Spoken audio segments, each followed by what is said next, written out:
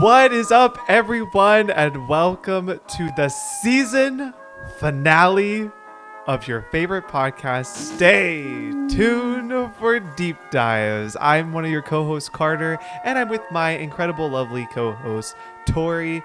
And Tori, we've been talking about the season finale for the last couple of weeks, and it's finally here. It is finally here, and in the most epic of fashions, like, you know, our man of mystery, our man of the hour, Sonny Joon, like, he has made his presence known, both in like forcing us to delay the release of this episode, and if you look right over here, he has in his Hurricane Sunny style, I don't know, misplaced, stolen my pins. I don't know. And left us the most sunny message ever. Yeah, left us a note. So I don't know. I gotta try to track those down, and I'm pretty sure I saw a Coco Kringle wrapper. So I'm sure you did too. I hope he is. He's making the rounds. As always. He said in our announcement video that he was actually watching the premiere today at the cafe that Patrizia works at. Apparently, he thinks that she rules. Fantastic. And I am so excited, literally, and I think I said this last week, like, I don't know. I mean, I'm not a betting person, but I'm just kind of willing to bet that if you want to know everything about Sonny Joon, everything's a dangerous word. I won't say everything, but if you want to know as much as 90%? a couple of as much as a couple of Clue Crew are capable of digging up about Sonny Joon in terms of his appearances in the games and just kind of our thoughts about all that, like, this is for you. And I know Sonny Joon is beloved, so we're literally just going to walk through it all. A proper deep dive.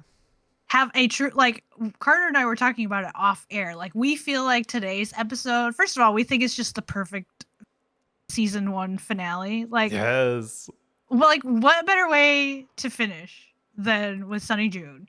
But then also, we just feel like today's episode just embodies everything that this podcast is about.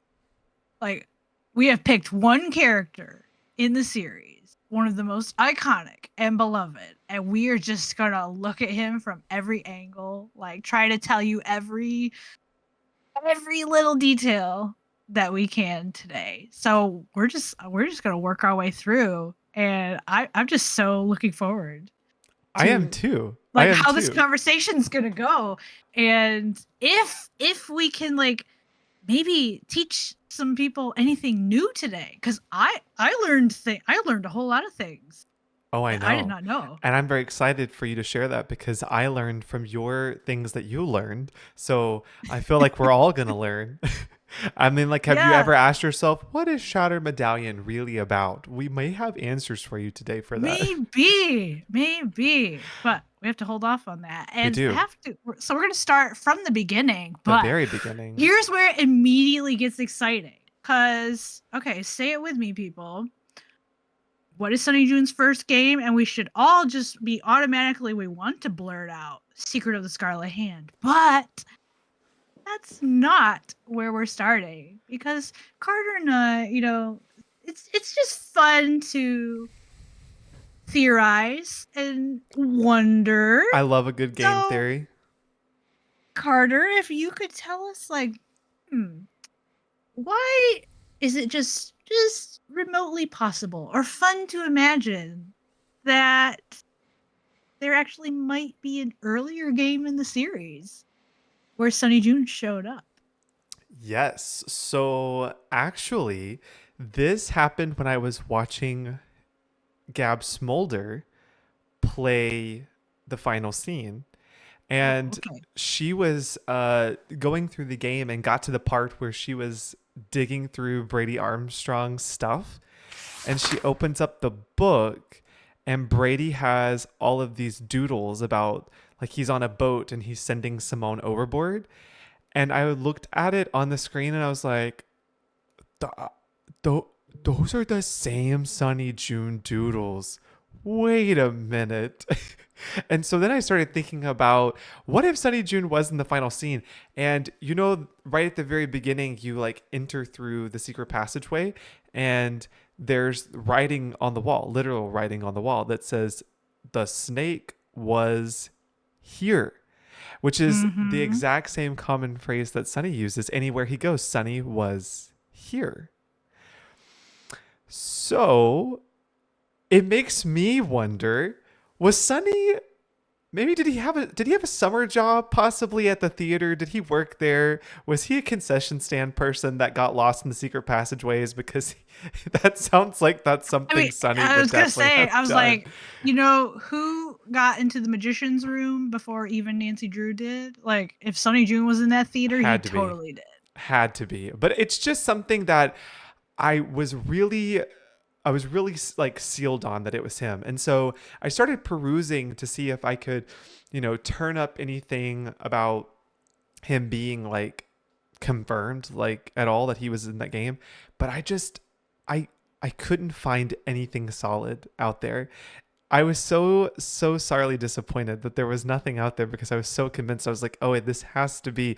Plus also because I think I mentioned to you that I remembered vaguely in the back of my memory that I had read something on Her Interactive, like a amateur Oh sleuth yeah, blog post, that he had different names that they were going back and forth with or whatever, or that he had other yeah, nicknames, and I couldn't find it. I couldn't find anything. So sadly, this is just but a theory, but it's a very yeah. fun one.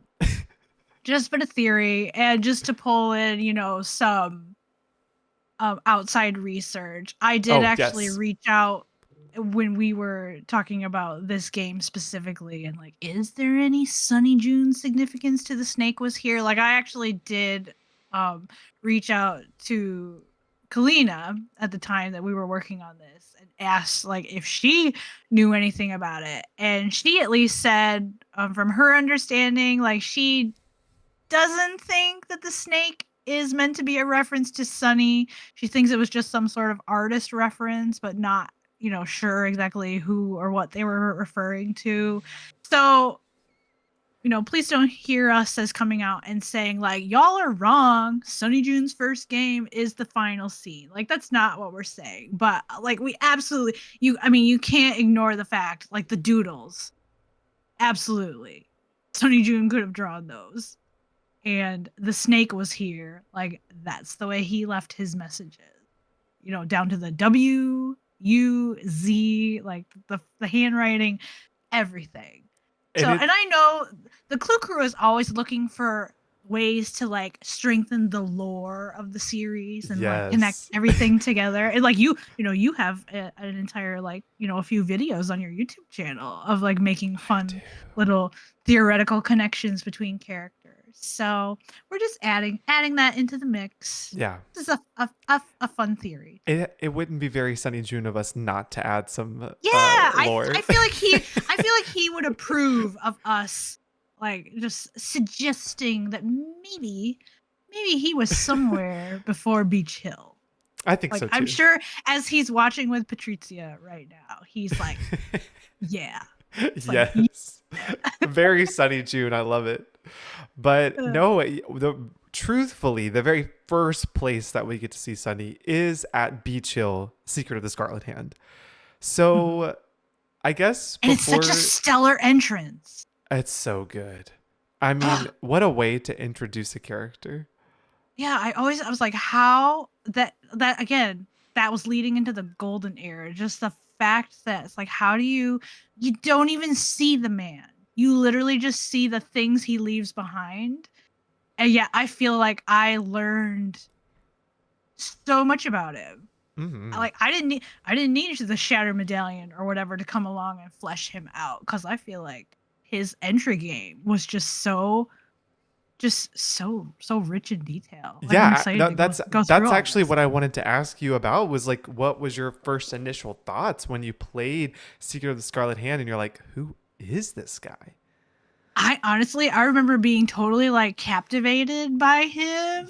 I was like, Yes. he seems like the wildest dude in the best kind of way. Like, and it did put this urge in me. I'm like, man, I was like, I would just love to meet him because he sounds hilarious. But then also like, and we can kind of get into this. Like, just I Sure. don't know, just like I don't know. He just seemed Such a um character. like one of those. I was like, oh, there's more to him than meets the eye. I was like, Ooh, because yes. my initial impression of him is like this guy is pure chaos. But then as I started to like pay more attention to his journal and stuff, it's like, oh wait. I was like, yeah, but also he's like got a good head on his shoulders, and he knows some things. Yeah, So, yeah. I think let's talk about some of those details that but are. also, well, yes, but also, I want to turn the question around to you. Like, Oh, what did you think? Oh, and I should also add, like, I actually considered Secret of the Scarlet Hand one of my favorite games for a very long time, particularly because of how because of much Sonny I Joon. just loved Sonny Joon's just his presence. Like, he He really did he really just, amplifies I it, feel doesn't he? like, added so much. Yes. Yes, he But adds I so want to know, much yes, spice and flavor to it. before we get into it, like, I mean, I need to know you Well, specifically. I What I did you, mean, what did you think of Sunny? I'm very much in the same place as you. I was very captivated by him as well. And what I was particularly intrigued by was that somehow him and Nancy were like intertwined in some like very unsaid way. I was like, why does this character keep popping up in the same place as Nancy? But he's always like a step ahead of Nancy. I always felt that way, like playing the games, And with Secret of the Scarlet Hand, just mystified. Who is this guy? Who is he? Who is he? You learn so much about him without ever even getting to hear him or see him physically in the game. Yes. And so just mystified, wanting to know Yeah. more. Yeah. And not to turn this into storylines part 3, but is that not a testament? Is that not a testament to great writing? Mm. Were the That you know were the breadcrumbs laid or were they laid? Were they sprinkled throughout? I think they were. Oh, But yeah, no, I think we should definitely dive into some of these details in Secret of the Scarlet Hand about Sonny as a character and what were some ways that they were telling us more about him just by his actions and the nature of who he was. so obviously, I mean, of course, this is the most obvious detail is that he was the deputy curator that Nancy replaced. So it was an internship role, and he left mid job, which I'll just even say that's a common theme with Sonny Joon Is of this leaving Sonny leaving leaving a things job? leaving, and not just leaving a job, but kind of like, he'll leave things unfinished, and it Nah, usually in not this case Sonny Jude. like Nancy Drew's got to pick up the slack for him on a lot of things. And of course, I just honestly think it's so interesting the way they set this up, and I would be so curious. This is where like I really wish it were possible to kind of just like sit the team down from that era and ask them like, how'd you come up with this guy? And like, and I would Yeah. love to know like when they made Sonny June, did they consider it even a remote possibility at the time that like, hey, we might want to do more with this guy down the road and bring him back, or did they just say like, hey, let's just come up with Hurricane Sonny and just go with it? Because it's very interesting to me. I feel like it works either way. Like they just situated him perfectly, and we're gonna go get into all these details. And I just feel like the Sonny June of Secret of the Scarlet Hand. Once we go through all this, you'll see. I feel like if that's the only time we had ever seen Sonny, he would still be iconic Absolutely. because of how How well done. important his presence is in that game, and how Yes. well done they did with like fleshing him out. But also, I also find it interesting that they also did it in such a way that they absolutely left the door open, that if they did want to bring him back in some way, they Iconic. could. So let's kind of, so maybe I'll mention some things, and then you can highlight some of the more of the specific details. Sure. So as we've already said, we don't actually meet Sonny. So everything that we learn about Sonny we have to learn from the things that he leaves behind. So there's a notebook, there's a floppy disk, there's his box of stuff that he left in the storage room. It literally says Sonny's stuff on the box. And then also what the other characters in Secret of the Scarlet Hand say about him. I think specifically I want to say it's only Henrik and Joanna who will say something specific about him, but there's just like so much detail in there. So please, like, walk us through more of these specifics and kind of what those Well, things kind of point to. yeah. So, like, okay, something about Sunny is that things can be very, very important. But to Sunny, he's in another world, another He's got planet. different priorities for He sure. really does. So, in Secret of the In Scarlet another Hand, world, I like the way you put that. you saw what I was doing, didn't you?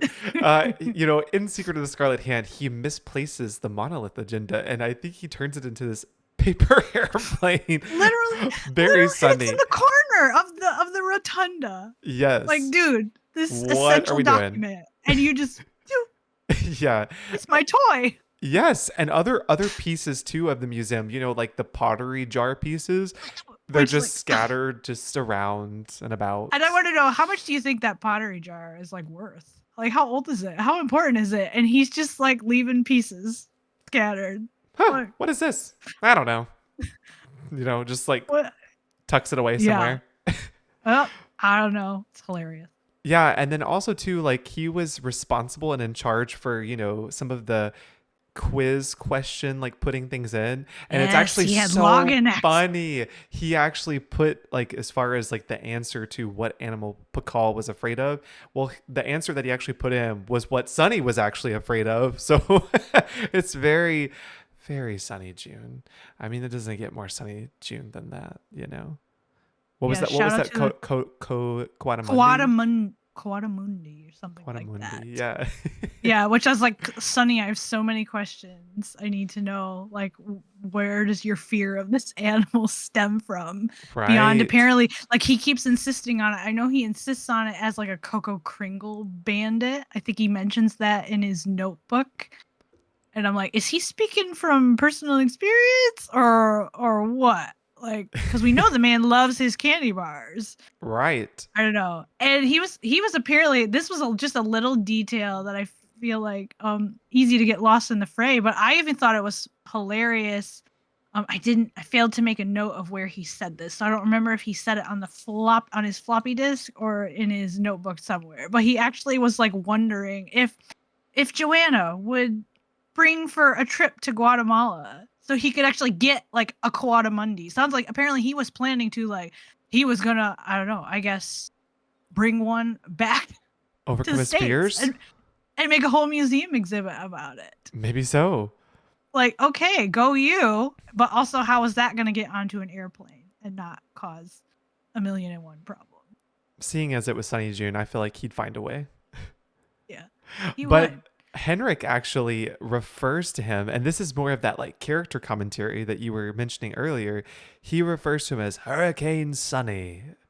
And that kind of wraps up like a lot of his personality right there, right? Like Yes. chaotic and fast paced. Joanna calls him a tempest who caused her nothing but grief. And then Mac, which is the really funny phone call conversation that we get in this game from Keep It Real Restoration, laughs about him and says, what a riot. So we're really getting this really good picture of Sunny June just from hearing what other people are commenting about who he is, right? Yes. That everyone's like, and, Sunny. And I do get the sense, it seems like it's from things, again, looking at things apparently that Sonny did. Like, I know in particular, it seems like he really pushed Henrik's buttons. I was like, that must have been a fun working relationship. And that they worked in the same room. Yes. No wall between because, nothing. Oh my word. Now I'm thinking about, yes, literally their desks. I was like, Can that you must have been imagine? that must have been great for Henrik, not. Right. Because he clearly doesn't seem too impressed with Sonny. But Sonny's got notes in his floppy disk that indicate apparently, okay, here's another thing. Parallel to Nancy. Nancy wasn't the first one to mess with the ham radio. Ooh. Apparently, Sonny Joon got on Henrik's bad side by messing with it. And Sonny also again, this kind of just like, to heck with it all. Like, I don't care. He just decided, remember that one temple quiz question where I think Sonny leaves the note and says like, Henrik, I don't think the answer to this is in the museum Oh, anywhere. yeah. And you end up having to like get the information, I think, from Henrik's notes to answer that question. But Sonny just decides like, you know what? Henrik's problem. Like, I'm just not going to worry about it, and he can deal with the fallout of all the guests getting mad when they go to the temple and they can't answer that question. So he just decided, like, fine, like, I'll stick it to Henrik, which I think is hilarious. And then, of course, here's another important one, and you already referenced it with your clever little joke. Like, I mean, we cannot overlook the fact that the man is all about aliens. Everywhere. Apparently, to such an obsessive degree that Henrik said if Sonny wasn't losing paperwork or setting off the fire alarm, I have questions about that. Henrik says he was cornering our visitors with his theory that the Maya were abducted by aliens. And again, I can that just gives picture that. Yes, I was gonna say my imagination can now picture him just like wandering around the museum and here's how I actually envision it: that he's like doing a Deirdre Shannon like Midnight in Salem level jump scare where like you turn and suddenly Sonny is right there standing behind you. Yes, and he's looking at you and he's like, would you like to hear my theory about the Maya? Like, and then he just launches off into this whole spiel about they were abducted by aliens. And I love it. I love that the game allows me to imagine that. I know. And that's kind of the great thing about the intrigue of Sonny Joon, right? But we also get to learn a lot about him from his floppy disk too, and kind of his mind and how it works and how he thinks, right? So there's this interesting entry note in the floppy disk that says dots, bars, and gods. Sonny's rather be counting sheep guide to the Maya number system. I think that's so perfect. But really, it has all these funny little remarks where he mentions like there are gods who also represent numbers, and he says they're tough to pick out at first, but they'll grow on you like mold on cheese. I mean, what do we need to say? It's just so hilarious. So clearly, that's another thing. He has a fantastic sense of humor. Absolutely. And I love him for it. That's just one of many reasons why. Oh yeah. And dissertation topic brainstorming. Like, he has big goals. Going for that PhD. He sure does. Really, he's going to become Dr. Sonny Joon. When people ask you, I don't know what. Is he going to be like teaching, if he finishes, hey, Sonny, like, you going to teach college courses? Because I'd sign up. It's like one of those things where it's like, what is the topic that you could info dump to anyone, no matter the place, no matter the time? This is it for him, Maya and the aliens. But another very Sonny Joon trait that we see throughout multiple games, not just this one, but it starts here, as he makes a lot of doodles. And we see these doodles everywhere. And it's so, like, I remember like seeing the doodles and just like laughing out loud. Like I'm just think that it's so funny. It's so telling at who he is. They're so, I don't know who on her team like thought or created like the idea of Sonny doodles, but I think that they're just wonderful. I think they're amazing. But they make a lot of sense that Sonny would be sitting there and his mind is just constantly daydreaming or thinking something up. And so he's constantly doodling, also doodling what he doesn't want to forget. But he has Coco Kringle, aliens and UFOs all over the place. He doodles things like he finds the museum job very boring. Stinky cheese incident that Joanna found out about. Again, I just have so many questions. Please. Lots of things in the doodles. Yeah, and also I find this, and this was one of the things again I feel like that it's like, oh, that kind of made me think like, okay, there's more to this guy than meets the eye. Well, two things. One is he's got that thing when he's talking about playing bull, and he's got that little Oh yeah, diagram yeah, of yeah. Pascal's triangle. And I actually, would like to give a shout out to Little One Cave. Um, he actually taught me and some other Clue Crew people. It was like last year, a couple of years ago. He actually taught us like how Pascal's triangle works, and in terms of how it like helps you understand the probabilities of like which roles are most likely to happen in playing bull. But like, and it was some sophisticated like probabilities in play. So then I'm like, wait a second. I was like, It's not so, random after all. uh, well, I was thinking particularly along the lines of like, okay, so be careful. Don't get caught in the trap of, this guy just makes paper airplanes of important things and loses them, True. or he sets off the fire alarm, or he just goes on and on and on about aliens in the weirdest way. Um, Clearly, the fact that he understands Pascal's triangle enough to apply it to like the way he plays bull, I'm like, wait a second. It's like you're very intelligent. Mm-hmm. And I feel like his chaos kind of masks some of that and makes it easy to maybe miss that detail. But then you start to see, so it's that. But then also the other thing that I just get really really excited about most of all in his doodles is when he starts doodling the other About other characters in the people? game. Yes. Because Yes. in one sense, like, yes, he's making caricatures of everyone, which is hilarious. So there's always a humorous element to it. But I feel like when you really step back and think about it, in a lot of these cases, he's actually giving some very important like insights into Yes. to what people are like. Um He's reading the room so well.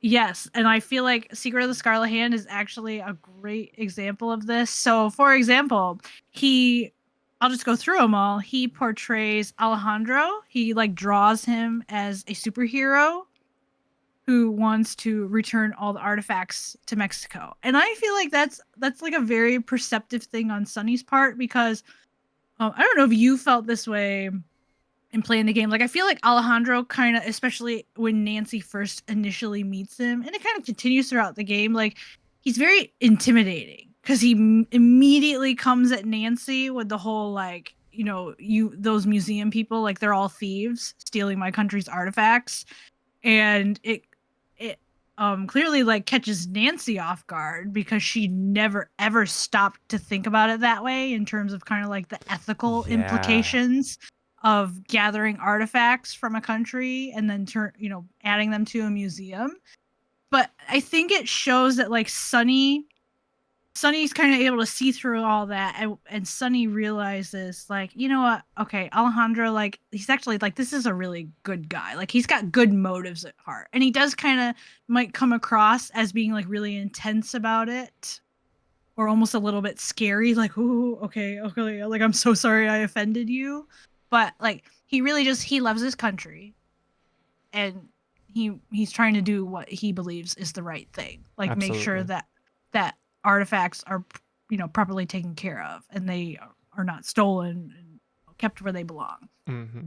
And then he's got a doodle of Henrik, which I find interesting. Henrik looks kind of like Frankenstein's monster. Like Sonny draws him with a really large head, which of course in one sense, I think of course Sonny again humorously is conveying like how Henrik very clearly like, like his head probably wanted to constantly explode every day at whatever thing Sonny just did. But then also, I don't know, maybe I'm reading too much into this. So I I'm don't curious think to you say, are. I don't think you are I'm at curious. all. Okay. So let me just lay this thought out. I feel like Sonny is again showing some insight in there. Okay, he literally draws Henrik with a big head. Because okay, let's be real.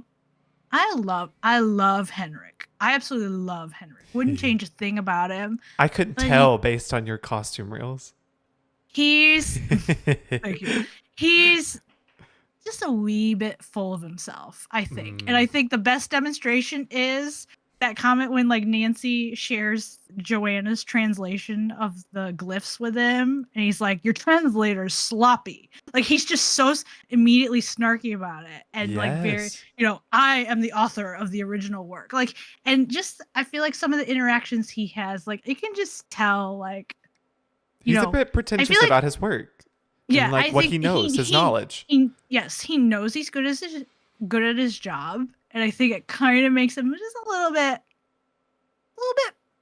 proud. Which it's okay to be proud of your work, but I think Sonny No, maybe I know what you recognized mean. I like, know what you mean. yeah, this guy thinks maybe just a bit too much of himself, and even also drawing Henrik as a monster.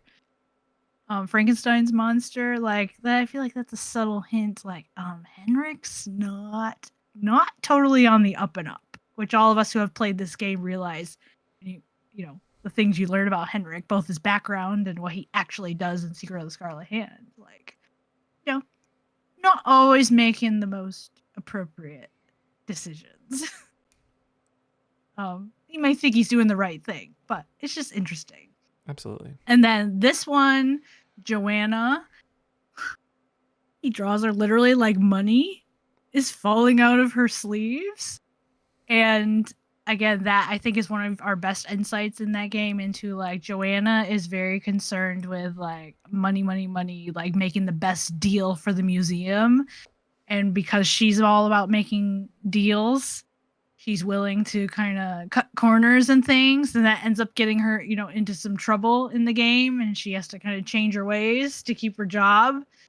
And then this one mostly I feel is just for humorous effect. Like I just think it's hilarious that he draws Taylor with his ugly With his ugly tie. tie. And then it's like does this whole like he's like a basilisk in Harry Potter, like don't look directly at it, or you're gonna turn to stone kind of thing.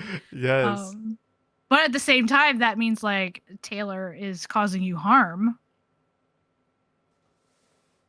He causes a whole lot of harm in this game.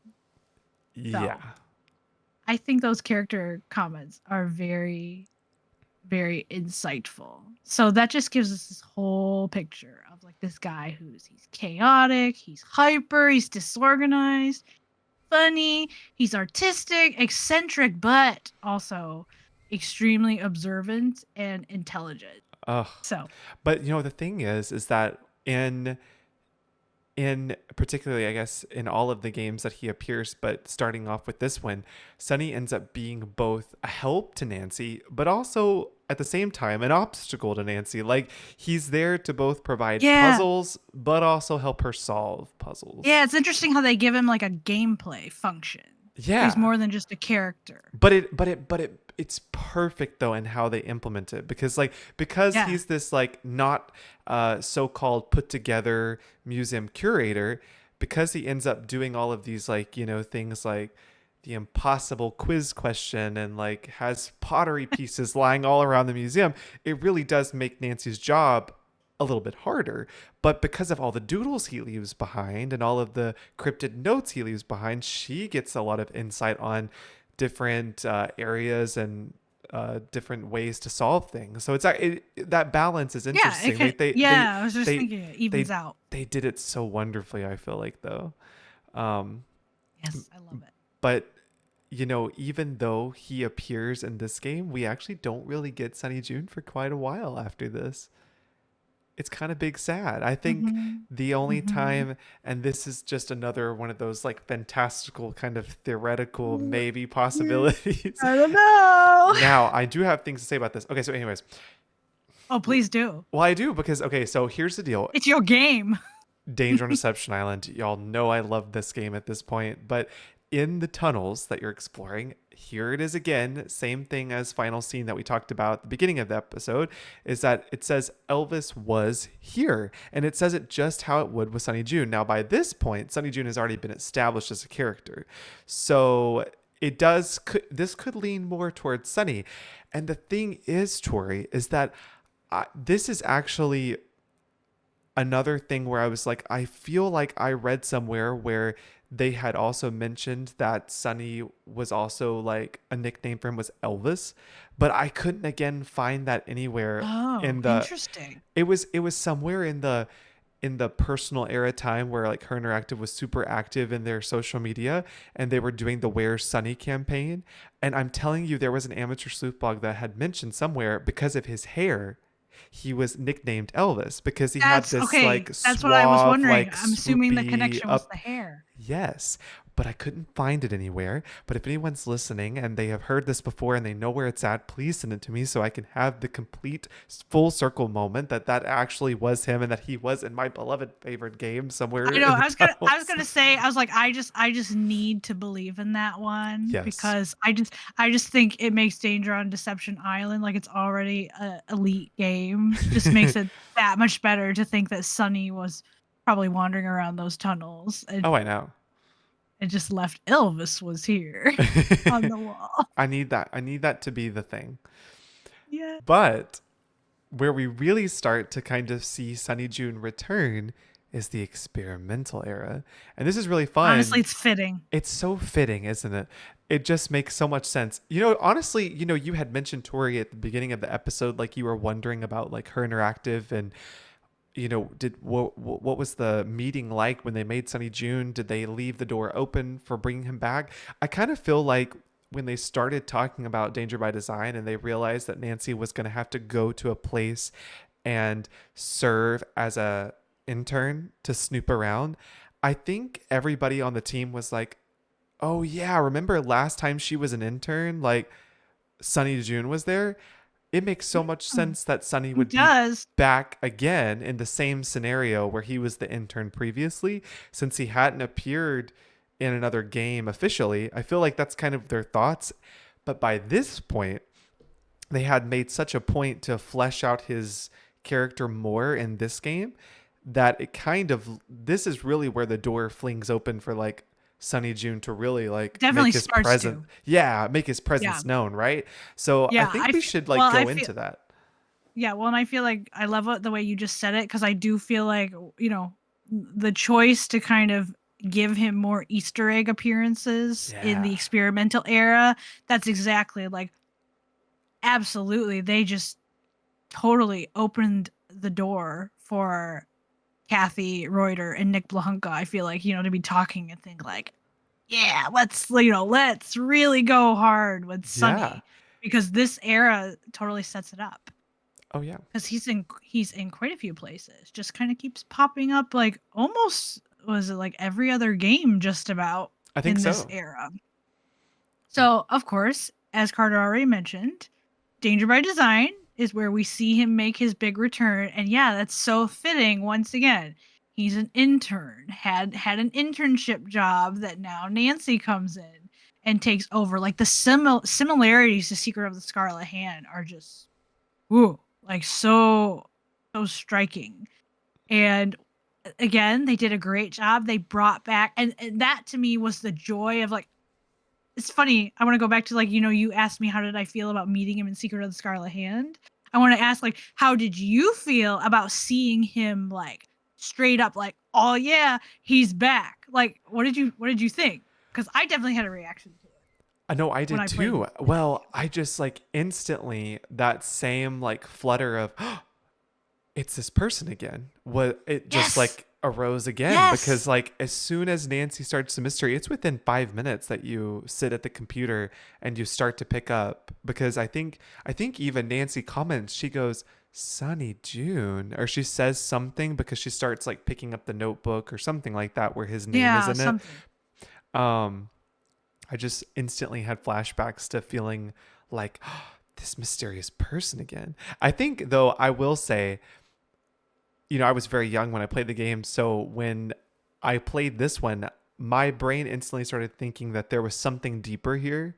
Like I felt some kind of, Oh, yeah, like I felt like some kind of okay. connection. Like I actually thought that maybe Sonny was like some kind of in on it, big crime, like kind of person at first, because Really? yeah, at first when I was a Oh, kid, this is because fascinating. yeah, because when I thought that because Nancy kept going to places and Sonny had already been there, that maybe he had some kind of ties to all of these criminals or culprits or something that kept going on.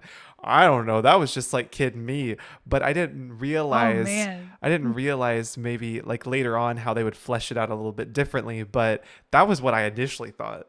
Wow. Now you kind of make me though. I want like a. Can I have like a 2.0 version of the whole series where everything Sonny Joon is rewritten to make him like the ultimate, like he's gonna out Helena Berg with his Yes, like that's exactly crime what ring I thought mastery. about. Yes. Oh, I love that. That's But so fascinating. what did you feel like? I genuinely, it was just like pure excitement. I was like, oh man, I loved him so much in Secret of the Scarlet Hand. Like, I'm so excited that he's back. And they really helped, again, I think, making a point to make his presence in this game so similar to Secret of the Scarlet Hand. I think that was just like the perfect way to do it, because you're immediately seizing on that like older game familiarity. But then they kind of, they are kind of working in some new things. So like, they brought back lots of familiar things. Like you see the Quadamundi again. You see the aliens, the UFOs, Coco Kringle cows. He's got a Sunny was here on the bottom right, I think, of his desktop screensaver.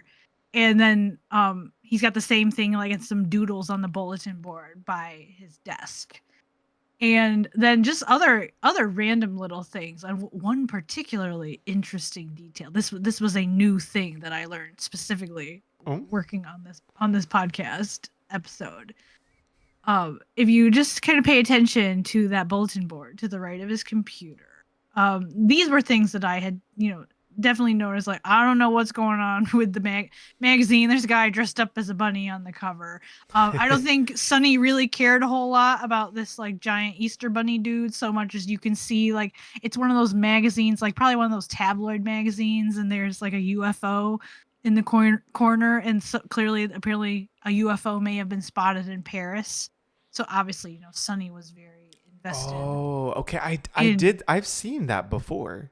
Yeah. So I obviously they don't tell us the timing. Like, did Sonny come to Paris because of this UFO sighting, or did it Oh, happen while he was there? Like, they don't tell us that. hmm. But yeah, you can see just this little image of a UFO on the top right of the magazine cover. So, and of course, Sonny, he's going to be very interested in any potential UFO sighting. Sure. But this one, okay, this detail.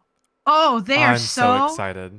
they are so sneaky, like the way they hide details in these games. And I will like, this is why replays are so great. We will never run out of things to learn. So, also on that bulletin board, he has a Coco Kringle poster in French. And then kind of sitting on top of it, he's just got this sticky note that says buy 200. Here's where it really gets interesting.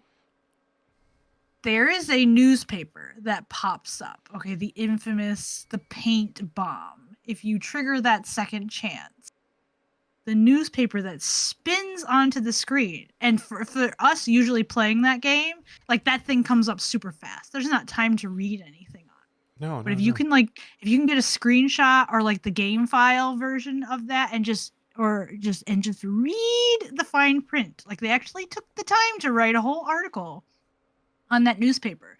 You find out that in Christmas of 2004, Sonny had 200 boxes of Coco Kringles delivered to Minette's studio.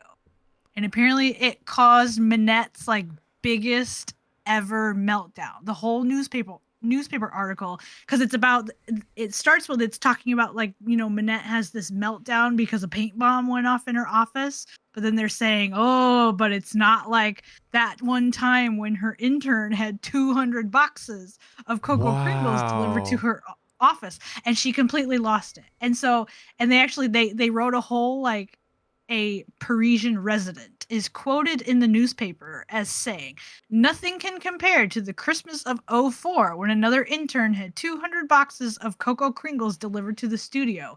I thought air raid sirens were going off until I realized World War II had long ended." Wow. I had no idea. So there you go. That sticky note that he wrote a note to himself to buy 200, he followed through. And it wasn't 200 candy bars, it was 200 boxes of candy bars. Oh.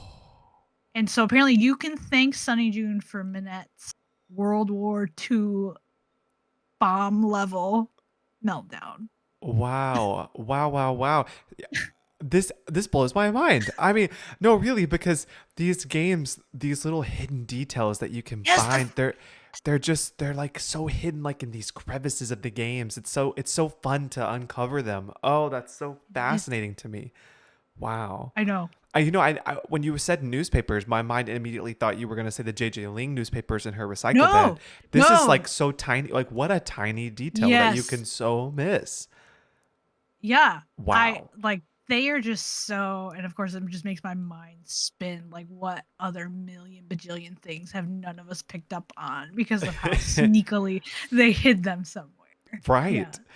So, you want to talk about like his notepad and again kind of the Yeah. significance in terms of like solving puzzles and things Sure. with Well, that? Because they brought that back. I particularly love the Danger by Design notepad. I think this one's particularly fun and probably the one I've spent the most time like I guess reading all the things about. But this is actually interesting because it does in part have some information that I don't feel like a lot of people have probably put together. So, well, one, you probably did know the whole like username and password for Jane's game portal Carol/Rude. You can find that in the notebook, and that does become something that we have to figure out pretty early on in our gameplay. But this one's really interesting because this is something that I know a lot of people have put in their commentary of this game. In the very back of Sunny's notebook, there's like very obvious like left, right, left, right, right, right, left, left, right. And everyone's like, Yeah. what does this mean? We can't figure out what this is to. Well, per a Reddit user, and I don't know if I'm going to be able to say your username all the way right. It's UnivoLadybug.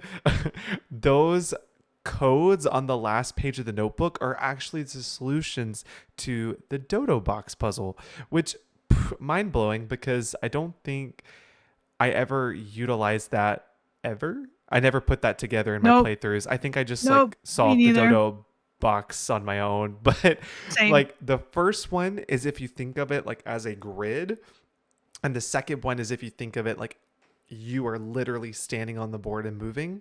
So that's really interesting. Something I never would have thought of ever playing this game. I would have never known that. But very interesting though that was right there, plain as day in the notebook. Then once again, this notepad continues this trend of he's going to give Ah, I you a love this.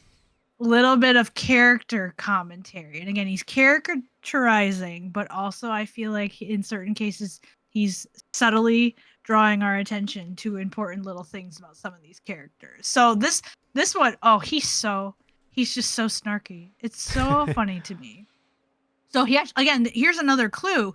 Even if you don't ever get to read the Second Chance newspaper about the 200 boxes of Cocoa Kringles, he actually does have a doodle in there where like he shows Minette melting down about Cocoa Kringle delivery. So there is kind of a little bit of a hint to that. And then I love a good pun. So I just have to like applaud him that he draws Minette as a monster and he calls her mean, MEAN, Minette.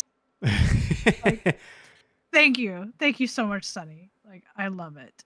And once again, there's another little Frankenstein reference here, which is interesting. So I'm thinking of, I guess he seems to think of Minette and Henrik perhaps in somewhat similar terms, because he has an alien saying "It's alive," which is a reference, I think, to like the very old, like the black and white Frankenstein movie.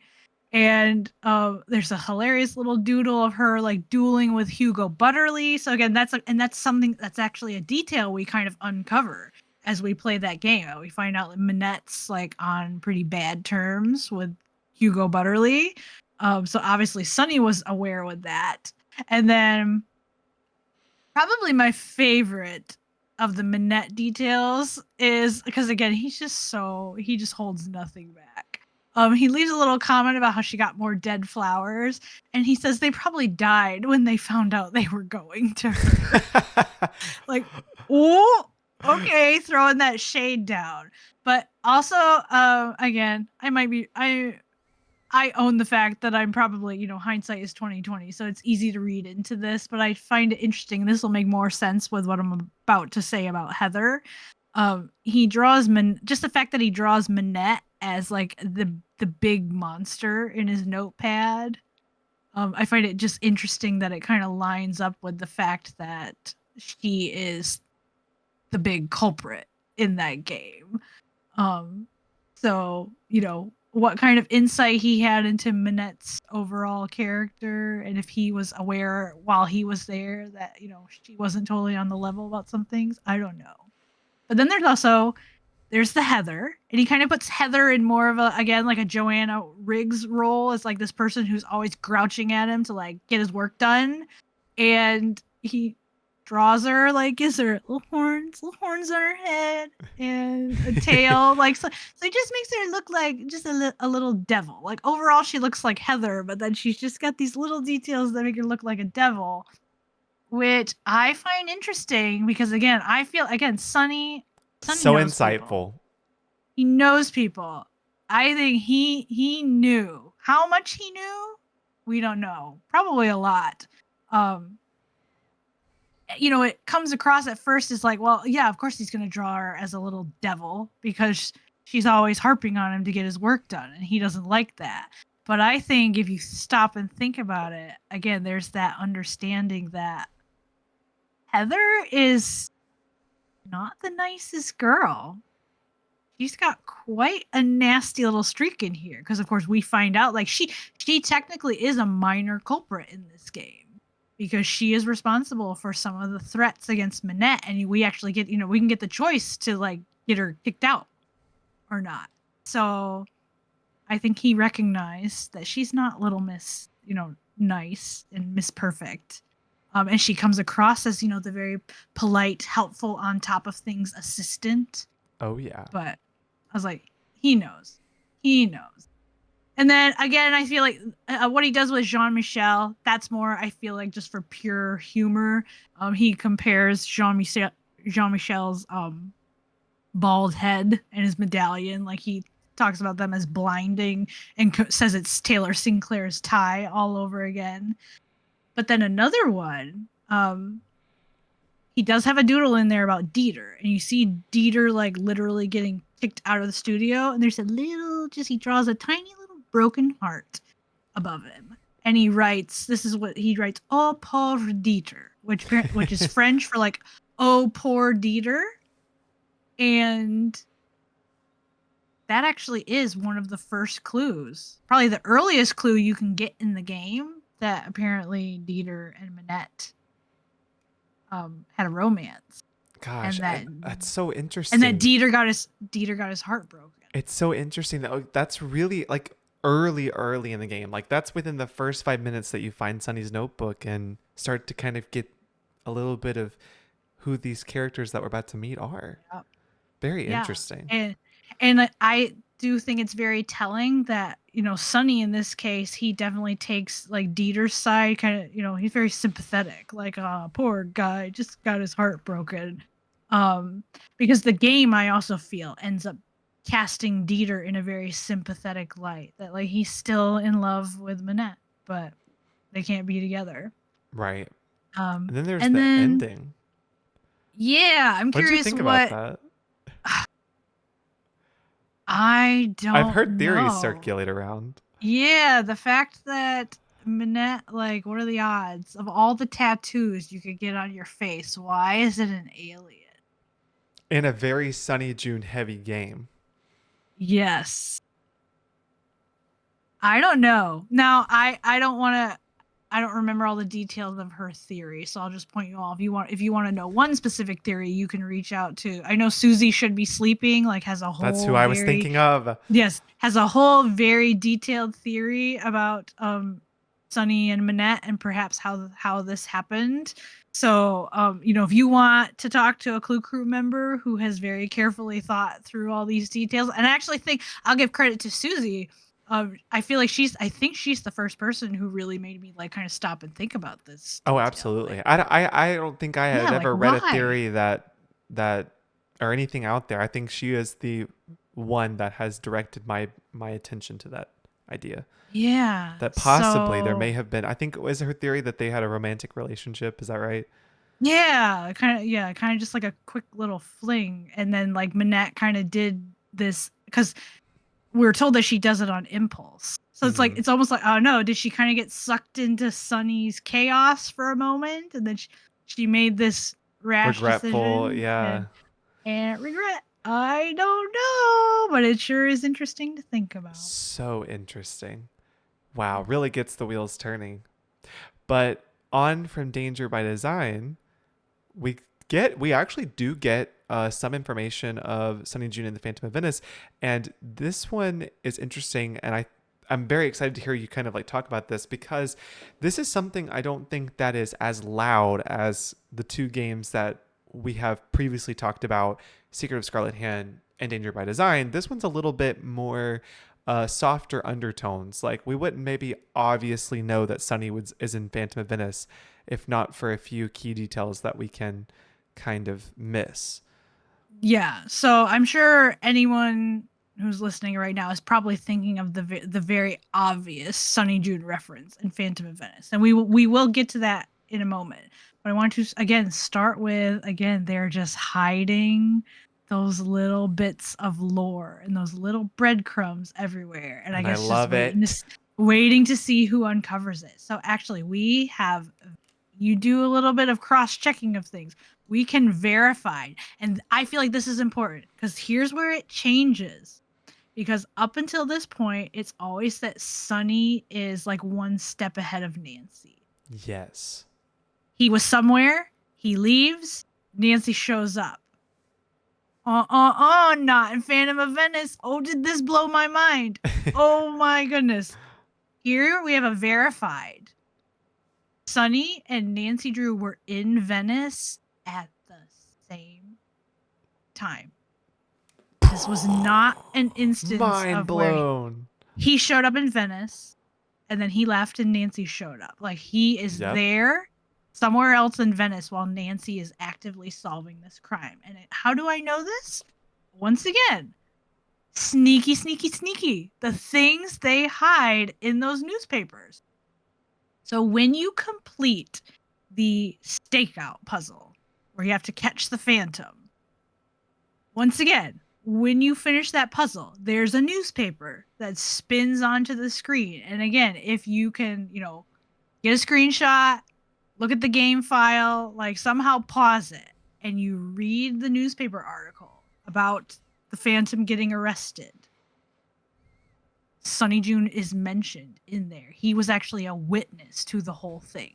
He saw the stakeout, he saw the Phantom get arrested because the newspaper says, and I quote, Sonny Joon, a witness to the arrest, said that the agents appeared to have been staking out the palazzo before the arrest. And then he's quoted as saying, I saw several figures moving in the shadows before the thief was arrested. It looked as if they were waiting for him. And then the newspaper finishes with saying, Mr. Joon reported that the thief was not wearing the signature mask of Il Fantasma. So they were, if he wherever he was that he saw the stakeout, like they were in close proximity. They could have actually stumbled across one another. I love that possibility. Oh, that's just so. It makes me so. Now it's like when I replay that game. Now I kind of just want to play it with this sense of like, ooh, where's Sonny Joon on this map right now? He's Yeah. somewhere. He's somewhere. Like, did he ride with Timoteo the gondolier? Like, has he heard those? Has Like, he been it to the just costume makes, shop? yeah. Has he gone? What if, for all we know, maybe he went to the nightclub and he saw Punchy LaRue? Like, Whoa. I love that lore. I like, love that lore. just this idea. And this is so important because as far as I know, I think this is going to be the only time before Shatter Medallion that we have like verified that Nancy and Sonny were in the same place at the same time. Oh, So it's so subtle. But then of course there's the much bigger detail that probably most of yes. us think of when we think of this game. So I think Yes. you should tell us more about that. Yeah, sure. Actually, this was something that when I just recently replayed Phantom of Venice, I was like, oh yeah, I had forgotten about that. There's a whole like journal entry that Helena Berg has written about the weirdest American she's ever met. So it actually gives a very detailed description of Sonny Joon. And this is something that, as players, we're getting a very in-depth description of what his appearance is actually like. Yes, she's Yeah. bringing those journalism skills to bear for our Yes. benefit. And so she actually writes, weirdest American I've ever met, glasses forever halfway down his nose due to thick, heavy lenses, spiked, unnaturally colored hair, green and pink that day, compulsive doodler, very observant, very smart, very hyper, is determined to find work on the International Space Station because he's already held and lost every job here on Earth. Probably wasn't exaggerating, was on his way to the Caribbean.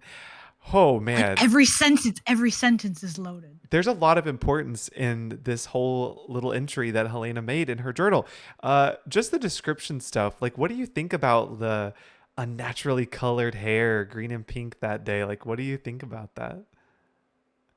Um, I think again, it's very fun. I like that they give us just enough to allow our imaginations to go with it Yeah. wherever they want. Like I actually really appreciate that it's literally just like she makes the comment and then you can picture whatever you want Yeah. from that. And yeah, and I'm trying to like envision these like so he's walking around like this I love because of that. how heavy his glass lenses are. And this is great. And This is great too because I think when we get to the personal era and Her Interactive was doing the Where Sunny campaign, they actually did do a doodle of Sunny June with pink and green hair that yes, they resembled did. this description. So I love that. Yeah, that they gave us this. Yeah, and I remember it always stood out to me, like, um, it actually felt very exciting for me when playing this game to see Helena comment on how observant and smart he is, Yes. because it felt like a confirmation of, like, what I already sensed about him, like, because again, Helena, she's a journalist, so she's kinda like, if ever you could really rely on someone's like insights and descriptions about other people, it's going to be someone like her. So I was like, yes. I was like, if Helena's saying it, then it must be true. Like, observant, And smart. very particularly interesting too, giving us this almost kind of foreshadowing about where he's headed, which is very interesting because we Yep. hadn't had that yet, but it was very very exciting to see that as a player. Like he's headed to the Caribbean because if Yes. Sunny ends up going somewhere, that means Nancy will too, just a little bit behind. Mm-hmm. So Yeah, very and again, exciting. once I think it's very fun move on their part, like using Sunny June as an opportunity to kind of just leave a little So hint smart. about like a future game. So Hmm. smart. And I do just, I mean, I already mentioned the glasses, but again, this is more like my literary brain must turn on for a moment. Like I again just love that we're drawing attention to like his glasses. Again, glasses are things that help us see. And what have we been saying about Sunny this entire episode? Like, who sees better than Sunny? who like sees other people as they are better than Sonny, who sees potentially like a whole world, beyond us that maybe we don't Oh, what a understand. great insight. Um, like, That's great insight, Tori. Love that. oh, I just, oh, That's a, it that's makes a, it that's a makes my great detail. it makes my little storytelling heart just go pitter patter. But it was in fact a true foreshadow to where we would be in just a few mysteries, because in a few games later, Nancy does end up in the Caribbean in Ransom of the Seven Ships. Confirmed. Yeah. And just like very similar to Secret of the Scarlet Hand and Danger by Design, we're kind of left behind with this wacky notebook. And we learned that Sunny used to do some field research at the Monkey Center. So this is going to be very interesting for Nancy, because here we are again, and Sunny has left behind doodles and instructions and all the fun things. So that's good. We get to kind of see those UFOs, aliens. That all still kind of continues. Overall, though, they didn't really lean into the more like wacky humorous Yeah. that they had done previously. This was really a pretty straightforward instructional book about like how to play the monkeys games. So there really wasn't like a whole lot of there. There's no insights into the characters. Well, maybe I should say character in this game. True. Although I'm like, oh, it does make me wish, like, no, I wish he could have met Johnny Roll, because I just know Sonny would have said something. I know. He would have said, put something in that notebook about Johnny Roll, and we'd be replaying that game and being like, you sly dog, like you knew it all. It would have been a good So opportunity. But yeah, really, there's it's okay. other than those two games, really, there's not much appearance of Sonny Joon, and I think there is. And the Secrets Can Kill Remastered, we did mention, like, you get to the library catalog and you can like research a bunch of past characters and books that they've written, like Professor Hotchkiss and Bill Kessler, and one of those people that you can find is Sonny Joon. He writes his own book, Are We Alone in the Universe? So that comes up there. But other than that, there's no mention or appearance of Sonny Joon until we get to the biggest era where Sonny Joon Here we becomes. go. Buckle up, folks, because this is where it all goes wild. Take us there, Tori. Take us there. Oh goodness. All right. Well, they eased us in with our outlier game, Shadow at the Water's Edge. So interesting little detail. If you when you're looking through the computer and you find the guest records and you can see like who stayed in what room, there are several like last names in there of who seem to be references to like characters from earlier games. Like there's a Tanaka, so Hal Tanaka. There's a Win, Maya. There's a Gray, which I'm assuming is John, and a Berg, which I'm presuming is Helena. But then there's also an again, they're so clever. Nancy stays in room 24 at the Ryocon. And have y'all ever noticed there is a guest whose last name is June who also stayed in room 24? Like, come on. That has to be Sonny. Sonny Joon stayed not just at the Ryocon, but in the same room as Nancy before she got there. And technically we don't have direct confirmation of this, but I just feel like it just makes way too much sense for it to not be Sonny. But that was just a little gentle edging in.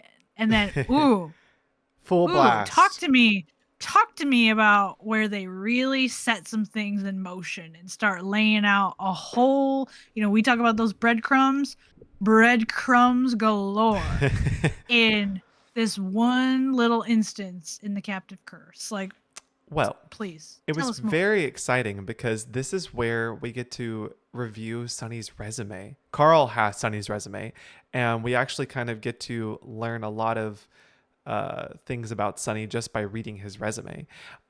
So let's kind of review that. So Sonny's objective on his resume was to get any job in a really cool old castle with a monster legend.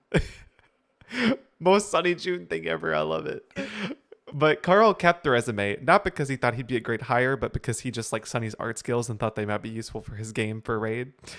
Can before you continue on, I just have to pause for a moment. Yeah, yeah. Can you imagine if they had hired him? Now think of Sonny Joon and Lucas That's in all I. tandem. That's what I need. I need Captive Curse rewritten right now, Please, immediately. please. Like if you thought Henrik was losing his mind, poor Carl. We'd be like having his funeral. Yes, yes. I can just literally imagine Carl. You know how he's like in the game. He's like Lucas. I can Sunny. You know, like that. Oh yes. I feel like we are dreaming up so many like theories that both like might be true and also the ones like that we now need to be true. Yes, absolutely. What could have been? But Anyway. Sunny listed some very amazing skills that we need to review. Yes, excellent art skills, and we knew this because he's a doodler. We knew this. He also said his ability to work in a team, which is absolutely hilarious. Because would I people think agree? his coworkers would have questions and I concerns about that. I definitely think they would. Definitely. But also, too, you make a great point. You had mentioned that this ability to work in a team also possibly foreshadowing what would come in Shattered Medallion because Sunny assembles this team to find Hmm. a certain I don't artifact. know. I think that's very interesting point that you make there. I don't know. But he also says he has the ability to draw team members' personal quirks into these little drawings, which again, we know he's a doodler, but also that he has this strong interest in exobiology. And I see that you have listed something that you've Googled about exobiology and how this actually kind of gives us some insight into Tomb of the Lost Queen. Yes, so they're gonna revisit this detail in Tomb of the Lost Queen. Again, they were just starting to lay some groundwork for things they were setting up. So exobiology, if you look it up, it's just the study of all things related to life in the universe. So basically anyone who's an exobiologist is just saying like they think that life may exist beyond Earth. So, and again, that makes total sense. It fits with everything we know about Sonny up until this point because of how invested he is in aliens.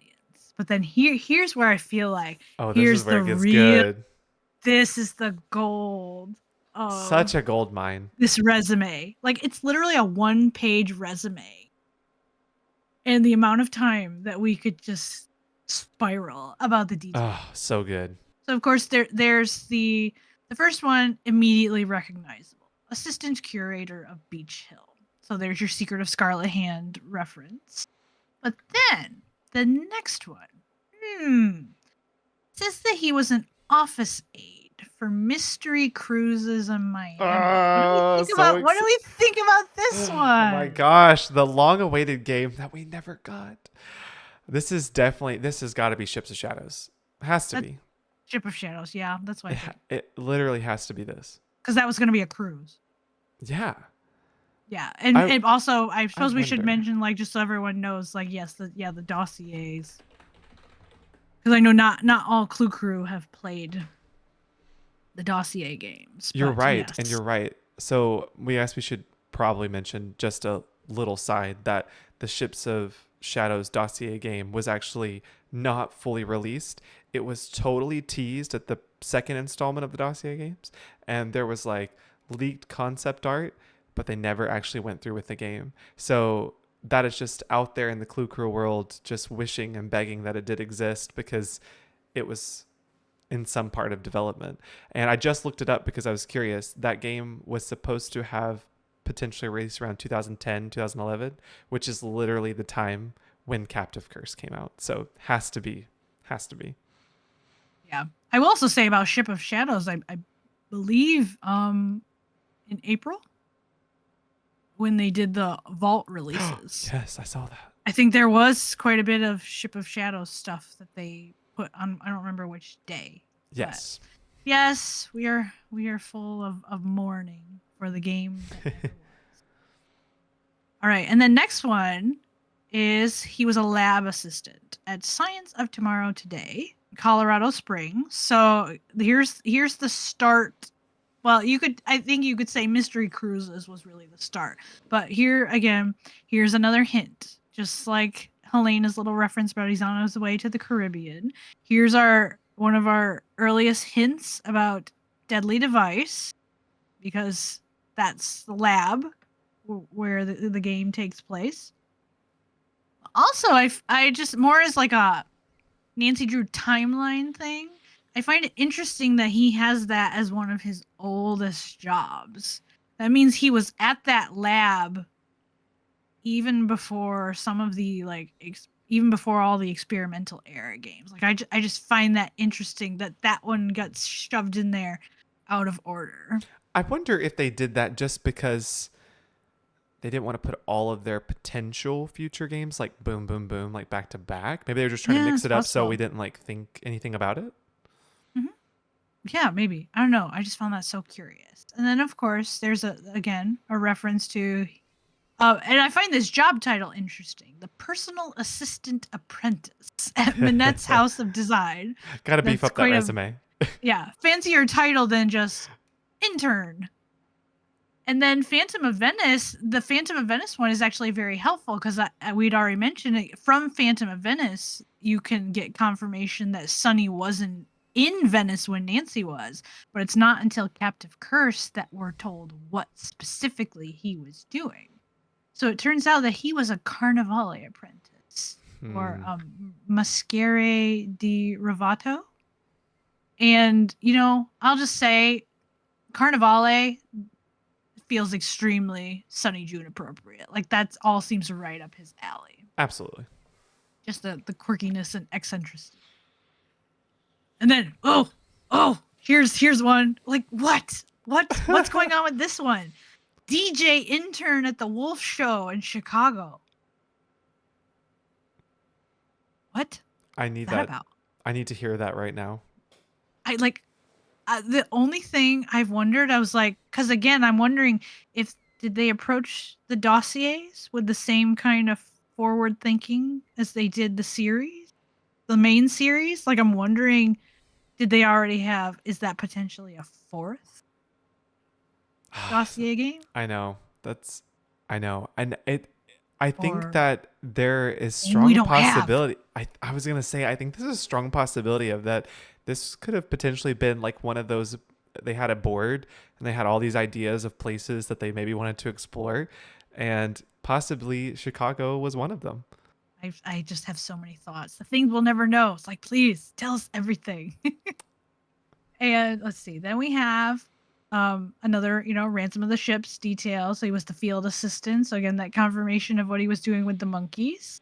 And then we get a hint at Tomb of the Lost Queen, because we find out he's been an archaeological assistant for Kingston University. But then also important detail, y'all catch this because it's gonna come up later. It's important for Shattered Medallion. He lists that he was actually in Egypt. That's important. Remember that. And then, Carter, this one I also know. kills me. I This one know. kills me. I know. The regret. The things that never will be and should have been. Tour guide. Paranormal tours. Salem. So this is what really blows my mind, Carter, is the fact that Midnight in Salem is game 33. So you're telling me as far back as game 24, they were already contemplating the idea of having a mystery in Salem. And I realize they made 2 games a year, so that ups the pace, but still. Well, I was going to say, and Big I'm gap. pretty sure that we're going to talk about this later in a couple of games. Seems to me that Kathy and Nick really had their slew of era games figured out way in advance because they kind of were It sure a seems that way. they were attempting to put together this really big picture to where you had to play all of these games to understand where they were going. That's kind of what it seems like if they're already like almost 10 games ahead of like where they may take these ideas, you know? And it also like brings into question too, and I've thought about this a lot of times, is like, you know how we do get the very like kind of short teaser at the end of Sea of Darkness, just thinking about, I wonder where they would have taken this. I wonder where the original team would have inserted some Sunny in there.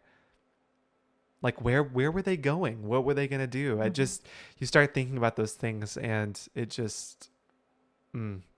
But this last one's Yes. really exciting. Okay, this one also. Oh my goodness. Krollmeister Research Industries. assistant. Yes. Prollmeister Industries. Listen, I think we did were. Kathy and Nick I think so. have aspirations for a Krollmeister game? I I think have they to.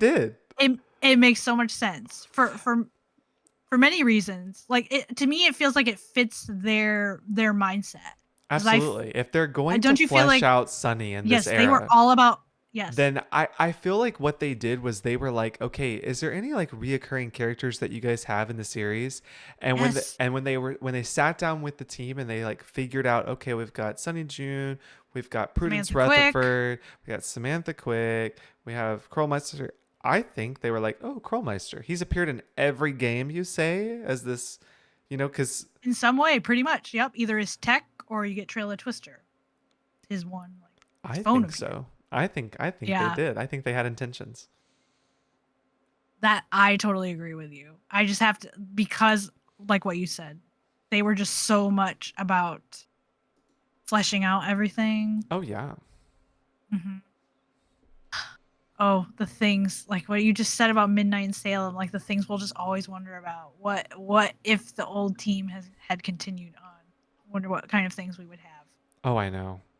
All right, so that resume loaded. But then I really okay, now I feel like Tomb of the Lost Queen. This is our big lead up to Shatter Medallion. And remember, this was hinted at in Sonny's Yep. resume. So now we're Yep. here. Now we're in And Egypt. they really started to it's not quite at Shatter Medallion level, but it really does feel like there's a sudden like amping up of Sonny Joon things and things like associated with Sonny Joon.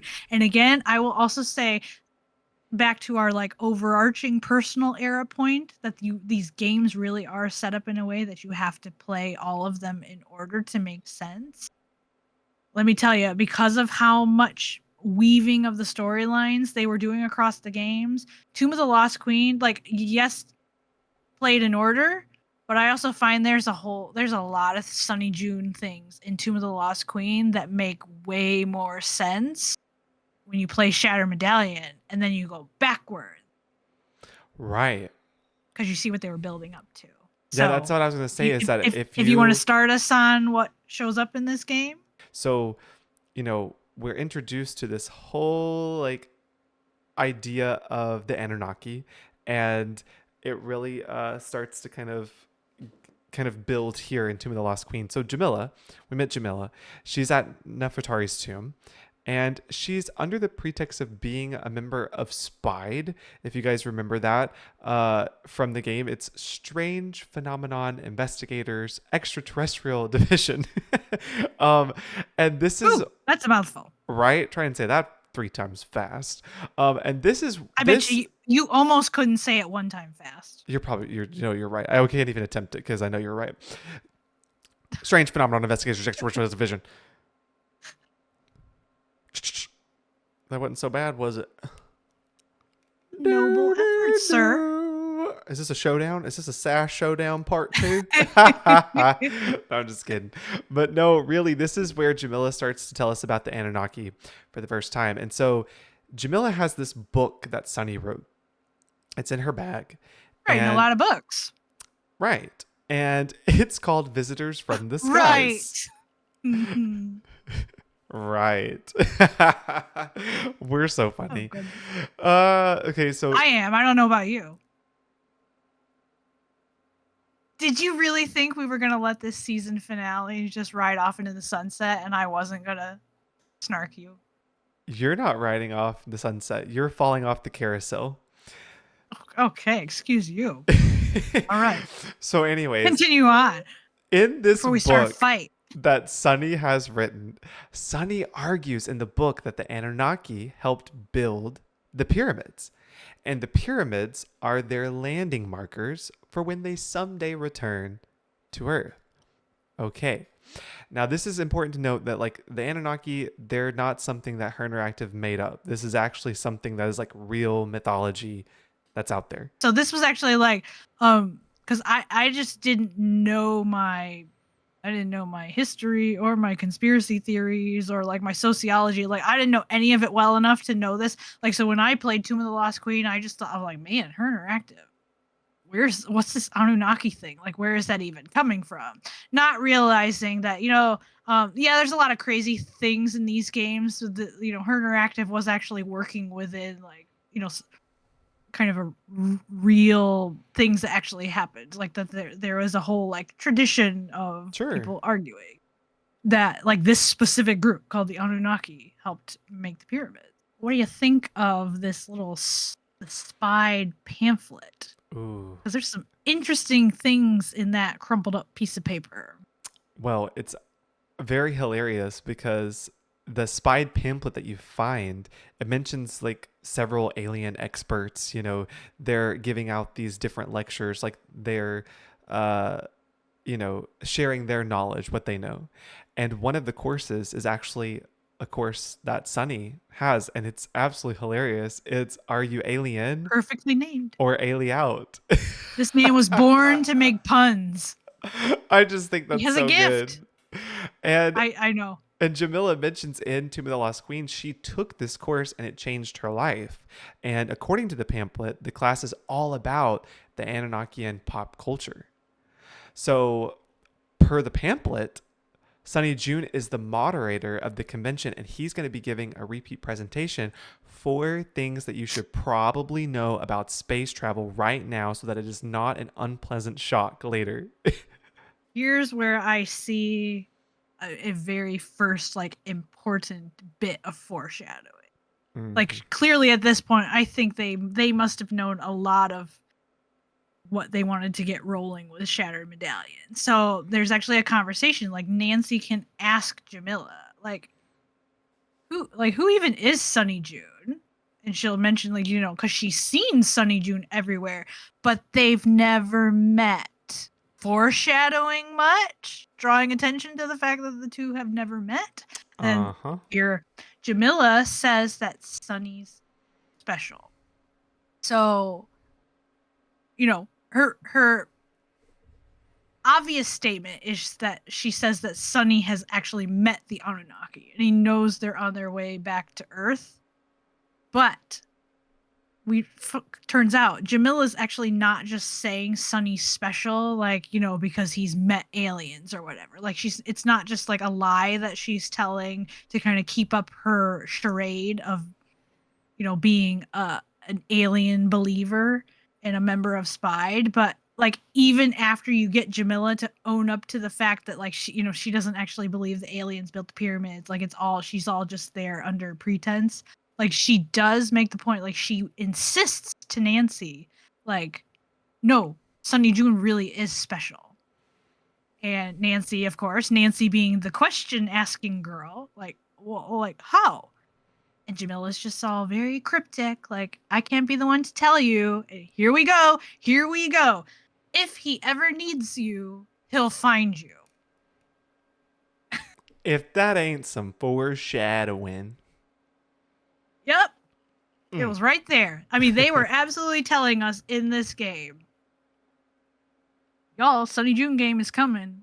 Like, he himself is coming, and he's gonna not, in this case, it's not that he's gonna be somewhere and then leave before Nancy shows up. Like, he's gonna find her, and he's gonna bring her there. And then, you remember the letter that you can get in Abdullah's trunk? Very vaguely. Tell me more about the letter. Yeah, so this one is very interesting. Again, so subtle. You have to read things very carefully. So when you finally get to snoop in Abdullah's trunk, and it's a Mhm. very important plot point, is this is when you find out, like you find this letter that so clearly Abdullah had reached out to Spide, wanting to know more about Jamila.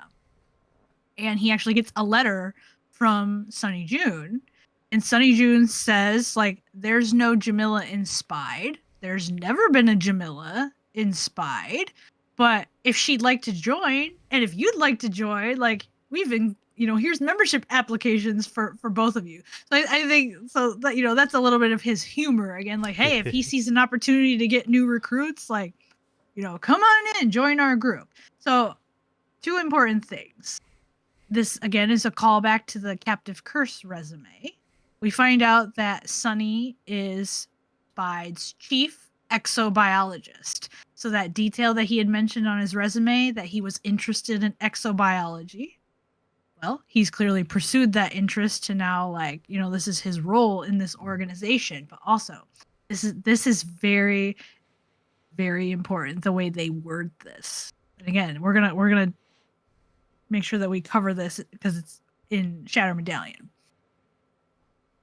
Y'all got to take note of the fact that all he says about Jamila is that there's no Jamila on Spide's roster. He does not say, I don't know any Jamila. That might sound like I'm parsing. I really don't think I am. That's very intentional wording. There's a difference between saying there's no person by this name on my roster versus I don't know this person. Again, we're going to come back to that in a little bit. And then I don't know if I've ever talked about this with you because I know this is like one of those fun little details that people get really excited about. Have you like seen ever people talk about or like share the screenshot of the whole like there's actually like a UFO and an alien drawing in the Yeah, pyramid? like I do remember like a long time ago I remember Okay, seeing that. I was curious. Yeah, and I remember like a lot of people were like, oh my gosh, Sonny Jude or the aliens. Yeah, it's I'm not really sure what to make of that, like what exactly they were going for. Like are they saying that like, because again, we know from Sonny's resume that he actually was in Egypt. So it's like Right. was he in that pyramid? Did he like climb up the scaffolding and make those doodles himself cuz the art style certainly does look like his? Right. Or is that again are they kind of just teasing us with the idea like what if aliens really did build the pyramids and they just left these little clues for their their followers, those with Oh the yeah. eyes to see them? He's in Deadly Device once again doing something. Honestly, I feel like we gotta say, has Nancy Drew done anything that Sonny Joon hasn't already done in some way? Because here's a great example. Before Nancy Drew was crawling through the air ducts, There was Sonny.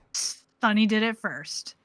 So if you actually, and I have actually um, verified this. I played the game on Junior Detective once, and I went around, and there's all those little signs on some of the walls in the air ducts, and they have little letters underneath them.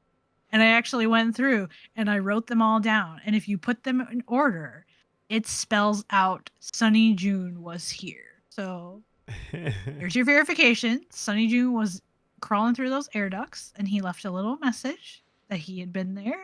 And then, okay, this is another one where like my need to theorize and have like head canons. Like I'm about to lose my mind with this one. Okay, and this was another detail I did not realize it until working on this episode. Y'all go to Mason's desk. You ever looked at his mouse pad?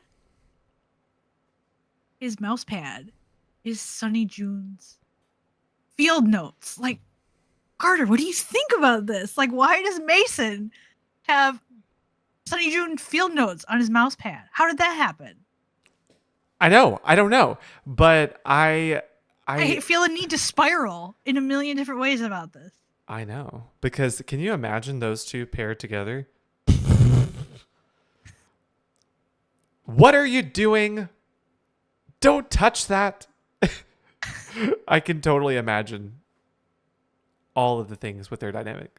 My mind literally just like spins off into like what was happening. Now again, we know from Sonny's resume that this was actually one of the earliest jobs that he had. So then I'm like, okay, so like did Sonny have the job before Mason showed up? So is it possible like Sonny just left a mouse pad behind and like, Mason's just like, hey, whatever, free mouse pad, I'll use it.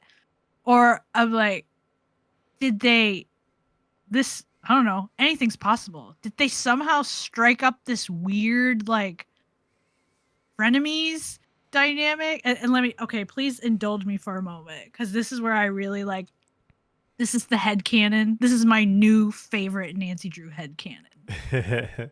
I've just fully embraced it. My head canon is that Mason and Sonny they were coworkers I and already that they love it. had this Jim Dwight office Oh, that's perfect. vibe going on. That's perfect.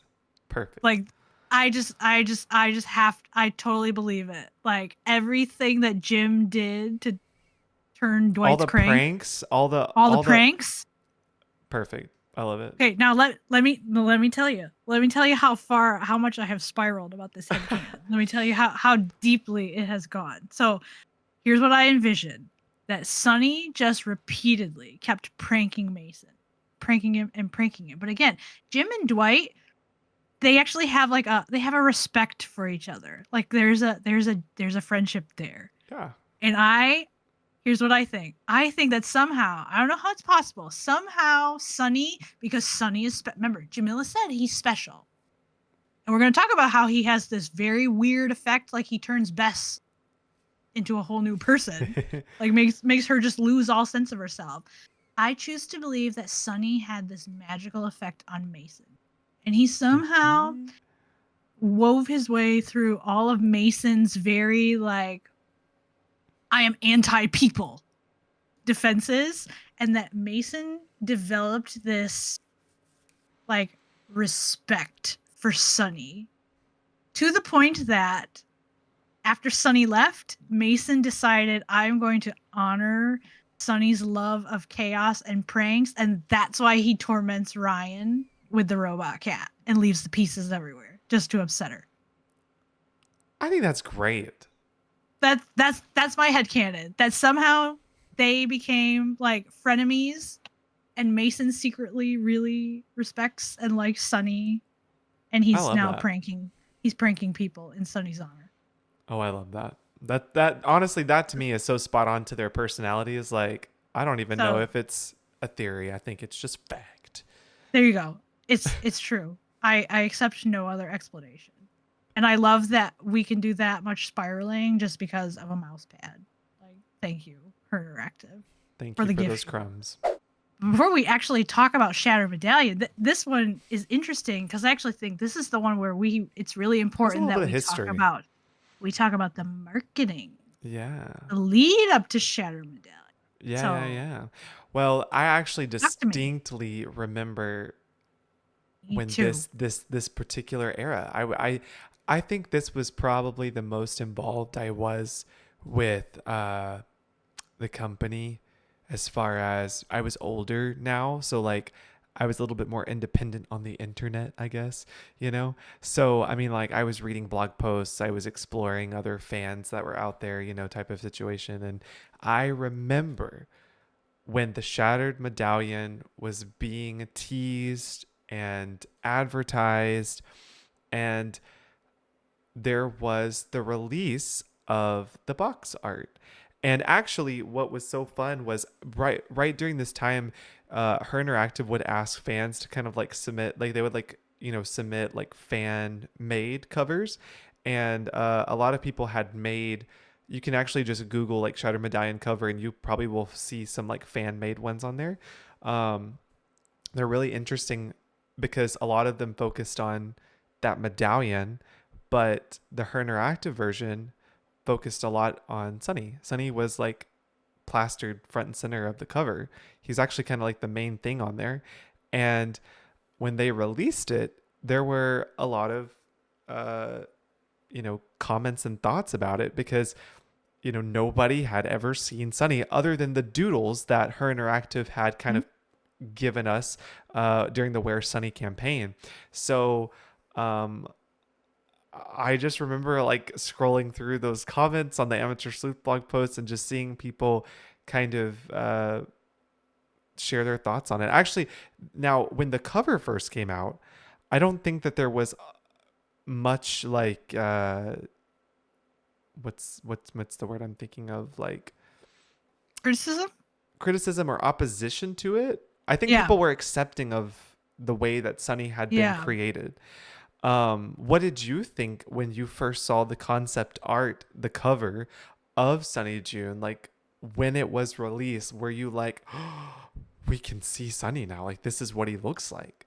Yeah, I actually do remember. I was in the camp of I loved his concept art. Yeah. I thought like he looked so cool. Yeah. And we can keep talking. I feel like my Sure. response went the general way of a lot of the fans. Sure. Okay. So, Well, I also wait, hold on. Did you answer the question though? Well, okay, but I should also mention, because I did forget to mention, that there was some speculation, and I forgot this, that some people were like, is this Sonny? Like some people like weren't sure because we didn't know. Yeah. But Kalina had to confirm it. she had to confirm it, right? So once it's confirmed, then everybody's giving their opinions. I actually am in the same as most. I think I was like, whoa, this is Sonny Joon. Like, No.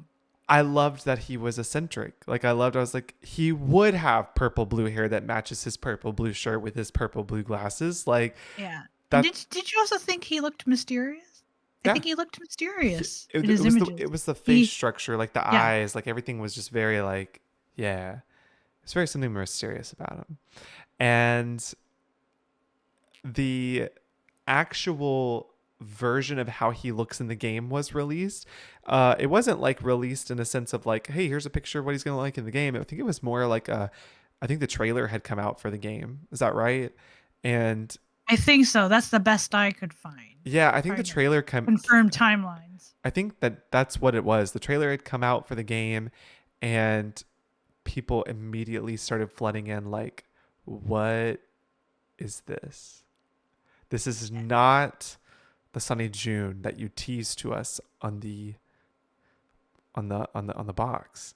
And actually, it was so many comments of like, this is not what you said he would look like, that Kalina wrote an entire blog addressing people's concerns and kind of explaining like how things transition from box art and concept art to actual like animation into the game, which is really kind of interesting because I can't think of a time where that really had happened.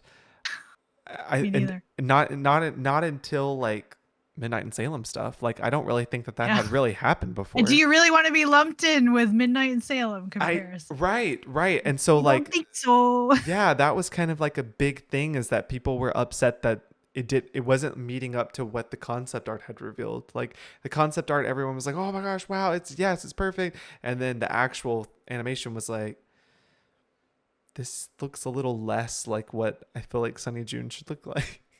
Yeah, and I feel like, I don't know, my observation is I feel like in general, I can't think of when I usually would see the Clue Crew really have a passionate response to concept art versus in-game art. Sure. But Sonny Joon's a big deal. So of course, you're setting up some big expectations. So it's no wonder that this one got a reaction to the point that basically poor Kalina had to do some damage control.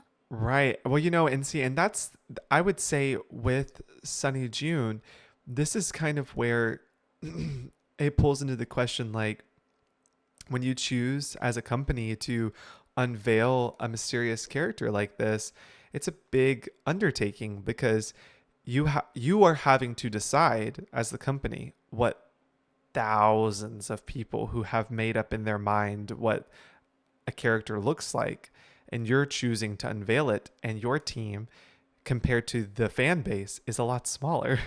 So you're having to make decisions for a very large group of people. And I think that's particularly maybe why we don't ever see some very strong characters like Prudence Rutherford or Ned, is because that would be, to get that wrong would be pretty devastating Yeah, to a the lot of Ned people. one. You make such a great point. To get Ned I'm just letting wrong you know, in people's if eyes. I was on the team, I'd be scared. I'd be like, no, we can never put him in a game. He can only be voice Honest, only.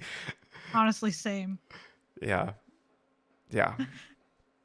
But let's talk about the actual game. And you have a lot of thoughts that you have Yeah. combed through and brought up in your discovery of the Shatter Medallion and really what it's all about. And I am so ready to sit down, buckle myself in, Are you and sat? I am so sad. I'm so ready for this journey, on this magical school bus journey that you're about to All take us right. on. Yes. So my mission for this episode was like, I am going to try my absolute darndest to make sense of Shatter Medallion. Now, you're not still sorry, y'all. You're not gonna get any explanations for the culprit in this episode because that doesn't matter and it still doesn't make sense. But I am hoping we will all come away with perhaps, hopefully, our clearest understanding of like putting all these details together for the Shatter Medallion. Because oh my goodness, it's loaded. So, yes, hang with me. So, let's just start with, the big picture. The stuff that very easy to keep track of. So this game, really ends up being about basically Sonny has hijacked the Pacific Run TV show to bring together a whole team of people with special talent. And this includes Nancy, this includes George, and he needs them all because they are going to help him find this mysterious artifact. There's an artifact in New Zealand. And if you look at the comics that are in this game, it's called a compass. And the reason why they need this compass artifact is because they are going to assemble a beacon to contact aliens so that the aliens know, like, basically that humanity is like, we're ready. We're ready for our next big like lesson that you need to teach us. We're ready for you to help us move on to the next stage of human development. Again, tying into that Tomb of the Lost Queen idea that the aliens helped men build the pyramids and other great structures. And why does Sonny do all this? He's doing it in fulfillment of the mission that his grandfather Jin gave him. Because his grandfather told him, now this is where an important detail is added in from Tomb of the Lost Queen. We are now saying with Shatter Medallion, it's not just that Sonny knows the Anunnaki. His grandfather says, like, we are Anunnaki. Dun dun So dun. like yeah. So now this is where I will say I couldn't I could not make sense of this. So I'm just gonna put this one in her interactive's lap as y'all did a poor job explaining it. It's very muddled to me exactly like what were they trying to convey with the Anunnaki. Okay, actually let me back up. Maybe it's just that unfortunately we're never gonna get the other games that we're gonna make it all make sense. But anyway, okay, the Anunnaki are not alien in the way that Tomb of the Lost Queen led us to believe.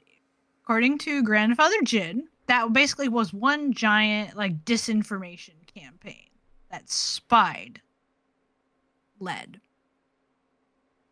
Jin is the founder of Spy. Sonny Joon is now the one running Spied. And Jin makes these comments in some of the stuff he left for Sonny, like, I have lots more to tell you about the Anunnaki. And Jamila gives us some more details on the Anunnaki. She basically talks like you can think of the Anunnaki as the United Nations if it were in outer space. It's basically like this giant galactic parliament. So here's where I'm like I'm fuzzy on like was Jin telling Sunny like we ourselves like we're aliens. Like we're aliens who have been sent to Earth. Like that's where I'm a little bit uncertain of what they were trying to do with that.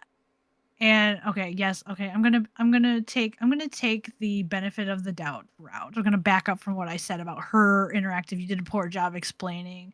I actually do think this is an unfortunate case of I think they genuinely did have more to tell us, and they just never got the game needed.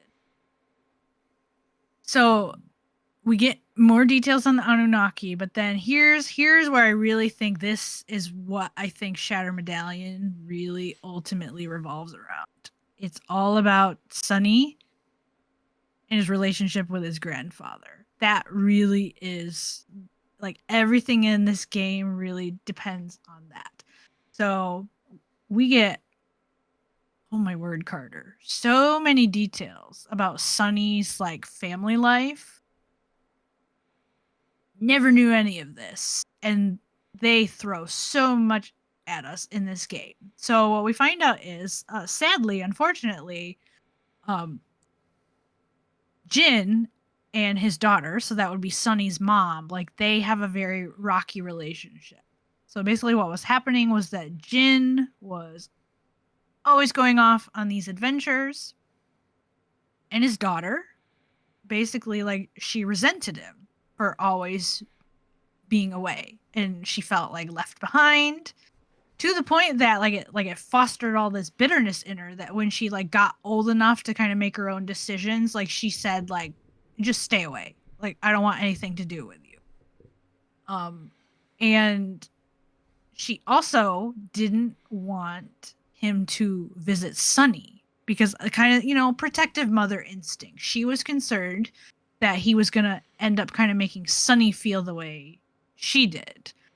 Because, like Sunny would get really attached to him, and then Jin would run off on some other adventure, and Sunny gets left behind, and then he feels bad, like, oh, Grandpa's gone. But we're not really told anything about this. Like I'm so curious about this, and I wonder if we were ever meant to get told any more information about this. All we're told is that Sunny got really, really sick. Like sick with what? But whatever it was very serious because we're told that he was bedridden for a long time. So some sort of very serious illness. Like I don't know. The other thing that's weird is like Jin in one of the things in this game, he refers to it as Sunny's accident, which like to me like being sick and having an accident, like that's not the same thing. So I don't know. We just have a bunch of unanswered questions. But Sunny's bedridden and Jin just, he wants to be good grandpa. He just shows up. Doesn't ask his daughter's permission. He's just like, I'm here. I want to see my grandson. And she was furious. But she sees, and this actually reminds me of, it makes me think a lot of the like Princess Bride when the grandpa is telling him the stories. Yeah, that's a good. She decides that even though he showed up without her permission, like she lets Jin stay because she sees that like he's telling Sunny all these stories. And my understanding is like when it says he's telling him stories, like he's telling him the stories in the comics, like about this boy named Sunny and his dog Laika. And Sunny apparently like he loved the stories. Like they really just like they made him feel better. And so again, she's a good mom. She's looking out for her son. So she, despite whatever her feelings were about her father, she saw that it was helping her son to hear the story. So she lets Jin stay. But what she doesn't realize at first is that Jin is actually like the stories, they're not just stories. Like they're actually stories with messages. And Jin is using like these comics, these stories that he's telling Sunny to teach Sonny like their families, like their history and their purpose, and he has to like hide it in stories so that like people like the mom in particular doesn't realize what's going on. But he makes a boo-boo one day. He like says too much in front of her and she realizes like what's going on, like, oh my word, you're trying to like teach my son about all this stuff. So she tells him like go, like that's it, you gotta go. So that kind of really like that whole encounter between Sonny and his grandpa and hearing all of these stories like that, they present that as like that's kind of like Sonny, seems to be like Sonny's defining moment. um Yes. like, you know, we talked about in our episode last week about like what happened to Nancy's mom. They presented that as like this is the reason why Nancy is a detective. So I feel like here's Sonny's like moment. Yes. He had this sickness, accident, whatever it was. He heard all these stories and like it really made him who he is. And Sonny actually, you know, unlike his mom, like Sonny clearly he loves his grandpa. Talks about him with a lot of affection. Like he tells Nancy basically that he thinks of his grandpa like as a hero. But then he also mentions like the rest of my family, like they're so embarrassed by, you know, Jin that like they won't even use his last name. Um, so Jin moves on, and Sonny's mom basically she tries to do damage control, tries to tell like Sonny like those are just stories. Don't believe a word he said. But apparently, at some point, we're not told when, Sonny actually visited one of the locations in the comics. And he realized, like, wait a second, like, this is real. Like, Grandpa was serious. And so it basically kind of like, again, Sonny, he becomes a kind of a believer in all this stuff that his grandpa was telling him about, like, you know, here's our mission. Here's what we You need know, to I, do. I just, man, the way you're telling it right now, I'm getting so much more mystified by the storyline of that there's a grandpa that tells stories, but the stories are actually real. And then the grandson goes on an adventure to find out that it's real. That's so much more entertaining right now, but that gets lost in translation in this game. Yes. Okay. Permission to rabbit trail for un momento, Okay. please. I will not stay on this long, but yes, actually, again, preparing for this episode made me realize Shatter Medallion basically our whole issue with it is that it's being forced into the mold of a mystery game when that's not what it wants to be. It just wants to be a good old fashioned like adventure. Boy Oh, goes excellent on points. boy goes on a fantastical adventure. And like it's very actually it has a lot in common. I feel like it has more in common with things like Harry Potter and Indiana Jones, you know, what not, Wow. than it does I'm with Nancy shook. Drew. I'm shook because I think, wow, you're so right. You are so right. That is And the I problem. and I feel like if we could actually take Shatter Medallion out of the series and make it like game number 1 in a like Adventurous, like Sonny June, like just like a a Sonny fantasy June sci-fi kind of adventure series. series, Oh, I oh, actually think they would have had something. I oh, really think they would have had something. Tori. Oh, I'm Yeah. amazed. I I I I still think Shatter Medallion has a lot of issues, but Oh, absolutely. this gave me some serious epiphanies. Like Yeah. if we could all learn to treat Shatter Medallion like the story it actually wants to be, it suddenly makes a lot more sense and is way more enjoyable. Yeah. Wow. Ooh. Oh, Yeah. that's good. So anyway, but back to the game itself.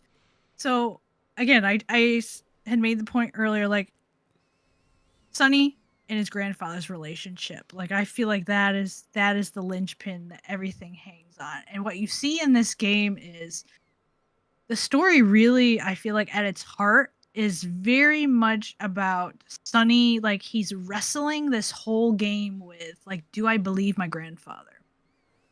Do I trust him? Like, do I believe the stories? You know, is there really this And again, if we might want to just scoff or whatever at the silliness of this like planetary parliament that's overseeing everything. Like, if that's too much for you, that's fine. But it's more just this idea of, again, there's this world, there's this, shall we say, even like guiding force out there, and Sonny's wrestling with, like, do I believe in all that? And again, I'm going to come back to a Harry Potter reference, which again I think comes out more in the books than in the movies, but Harry Potter and the Deathly Hallows, so that would be the last one in the series. I think that Harry and Sonny are very much on a similar journey, because Harry in the last story really has to kind of wrestle with, like, did I really know Dumbledore? Like, can I trust Dumbledore? Was Dumbledore really looking out for me? Like, he wants me to go after Horcruxes. He's also telling me about these Hallows. Like Harry has some really serious, like, just issues of wrestling with, like, this mentor figure in his life. And how do I trust this person? Can I trust him? And do I believe in him? And I just think it's the same for Sonny, his relationship with his grandpa. So that's kind of that's like my best kind of like big picture understanding of the overall Shattered Medallion story. That's amazing. That's great. No, I feel like the way that you communicate the big picture makes a lot more sense than the actual gameplay. I love what you say, that it's trying to fit an adventure game into a mystery style story. That resonates a lot with me. I feel like now I don't want to look at it more of like I'm trying to uncover this mystery, whereas really it's just Sonny's story, Sonny's adventure, Sonny's life over there. Yeah. Yeah, and I don't know, do you remember that big cutscene toward the end of the game when they get down, like, at the bottom of the cave, and Sonny's looking around and he's yelling, like, into the air, like, there's nothing here, Jin. There's nothing here. Like, how upset he is. Yeah. Like, that almost in a lot of ways kind of feels like the climax of that game. Like, you can see kind of just everything inside him just boils over, of like, Mhm. you can see in that moment he doesn't believe his grandpa anymore. Yeah. He really feels like, he was just being kind of led on a wild goose chase. Oh, Then so good. Nancy helps him fix the artifact, and it brings him back to himself. Like, oh, wait, I can trust my grandpa. Like, Mm. maybe there aren't really aliens about there. Like, does it really matter? The point is, like, grandpa, he was doing right by me. He wasn't trying to mislead me. So Yeah. I really feel like, as much as we talk about how much Sonny loves aliens, I don't think the game is really about whether you believe in aliens or not. I think it's about a boy and his grandpa and Yeah. that relationship. Which is so much better than Yeah, it's but so the, much but the problem so much though more is touching. that you just can't really like connect with that, you know? You have to Yeah. really dig for it if that's what Yes, you're. yes, I as you could see, I didn't come to this appreciation until I really just backed up and tried to pull out all the details, put them Which together. makes it a very difficult game to, Yeah. you know, immerse into, which is so sad because what you're saying is right. The story is very wonderful. I know Yeah. we get to learn a little bit more um, information about Sonny that we didn't know before when we kind Yeah. of get to kind of snoop in all of his belongings in his tent. One of the things is we kind of get to peek into the doodles in Sonny's trunk. It kind of shows a little bit about Grandpa Jin and the mom, kind of a little bit about that background, how Sonny's having to delay visiting his mom, that his mom clearly wants him to go back to college or settle down with a nice girl. And that kind of plays back to the story of what you were talking about earlier about the relationship that they had going on there, Sonny and his mom and Grandpa Jen. So this is interesting because now we've learned Sonny is a college dropout, and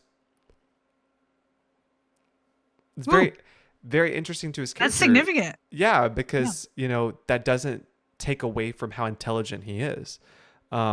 Obviously, Sonny is very insightful and very smart, as written by And Helena. you don't need to be in a classroom to be Exactly right. educated. Right. And there's no mentions this I love at this point. There's no mentions of Sonny's dad anywhere. Um, it's just about Grandpa Jen and his mom. And could that be why maybe we feel this like connection between Sonny and Nancy, like this association, like they're intertwined in some way? Maybe that there's some kind of emotional connection about parents, For not one reason being or there. another. Yeah. Yeah. Both don't So have a parent. I don't know there. I Um, don't know either. And then this part you mentioned is very interesting too, about like Sunny noting that no one gets hurt this time. This they I don't know. They kind of played around with. It's very interesting. Again, it's like I could tell in this game that they knew they couldn't commit to making Sunny like an actual villain. That Yeah. would have just been the absolute wrong move. Like you were talking about, Mm-hmm. if fans got upset about the way he looked in the game, if they'd made him like a genuinely bad guy, I think that would have really upset a lot of people. Or I It don't would know, have. maybe unless of course if they had masterminded a whole like crime ring story like what you were thinking, Well, once you got people would have loved it. But it's interesting. So they won't make him a culprit, but they kind of again, I feel like they make him very human. Because mm, clearly this means wherever else he's been, things he's been done, and I don't know if this is a reference to something that happened at Pacific Run. Like, I didn't get the sense that it had to do with George's accident because Sonny wasn't even responsible for that. Like, it seems like it maybe was about something that happened earlier. But the point is, and even the way Jamila talks about Sonny, Sonny has this he's like, I guess he almost like he gets tunnel vision. Like he's so committed to the mission that he can be a very like do whatever it takes kind of guy. And he is willing almost in a sense. He's like one of those maybe like for the greater good kind of people. Like he's probably would be willing to sacrifice himself or he willing to put someone else's life at risk to pull something off because like we know definitely like he does actually put Kiri's life at risk yeah. with the mission that he gives her. So he does make some, you know, murky, I feel like, ethical decisions, it seems, which is an interesting layer to add onto his character. Yeah. But also, it's in its own way, and like it's still, it fits him, I guess, in his own way, because we've learned from the earlier games, like he wasn't. It's not like he was Mr. Innocent. Like, Sure. he enjoyed giving some of his coworkers a hard time, clearly. So, it just continues. And then this other thing, this detail, Sonny Joon's not his real name. No, it's not. It's actually I'm so sorry if I am mispronouncing it, like Sung Joon. So basically what happened is, Sonny is the boy that's in the comics, and basically his grandfather like asks him, like, I need you to take on that identity, like become Sonny, become the boy who goes on the adventures. So it's almost like it's like trying to think what the word is I want, like, it's like an alias, it's his, like, I don't know, superhero identity, whatever you want to call it, like, Yeah. Clark Kent and Superman, like, so Sonny Joon, like, it's just that's just the name, the identity that he takes on.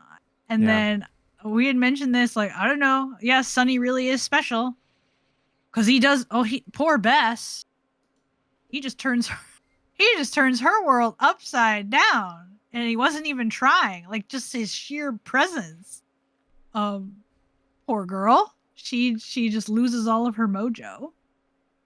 And this is actually the one, this is a big one that I really have wanted to talk with you about, Carter, because I feel like this is where they really put a stake in the ground, and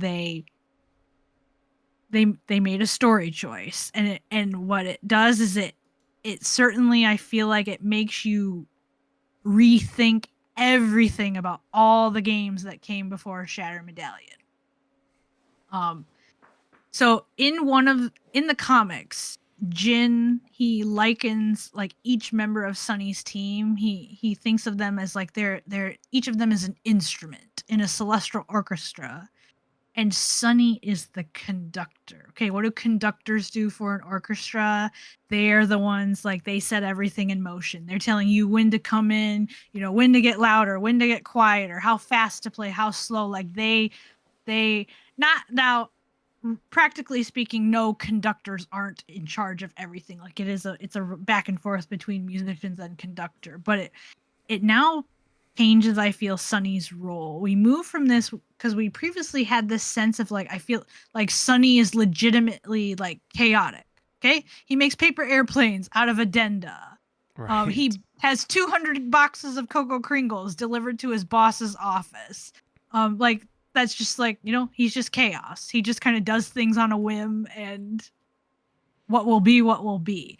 But Shatter Medallion, I feel like they really altered something in his character to now I feel like they turned him into this. It's funny you mentioned, like, you had this sense of him as a criminal mastermind.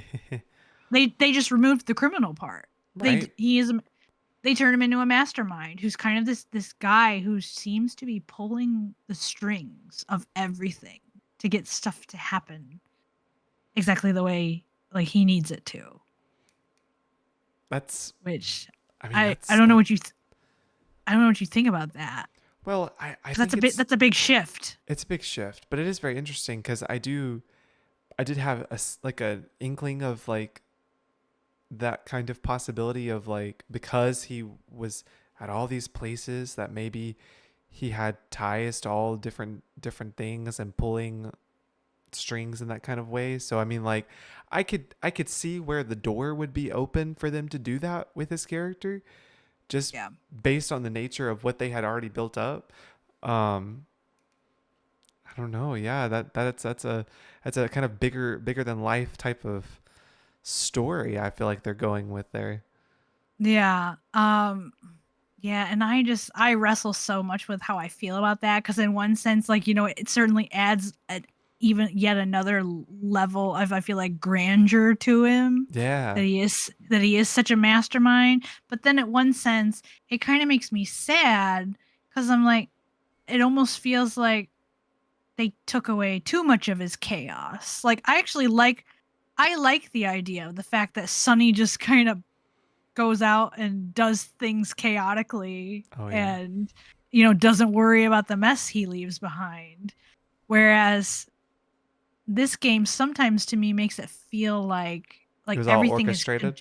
like it's controlled chaos. Like, Yeah. every chaotic thing he does in the Shattered Medallion, to, like, he trashes the team's paperwork so that he can run Pacific Run on his own. Like, it would be a very Sonny Joon thing to lose all the paperwork. But now we find out he did it on purpose. Yeah. I don't know how I feel. I don't know how I feel about that, because I think I want It does make his I choices a little bit more diabolical. yeah, I like this idea of, like, just let him be Just let him be. kind of Just let him be impulsive. wacky.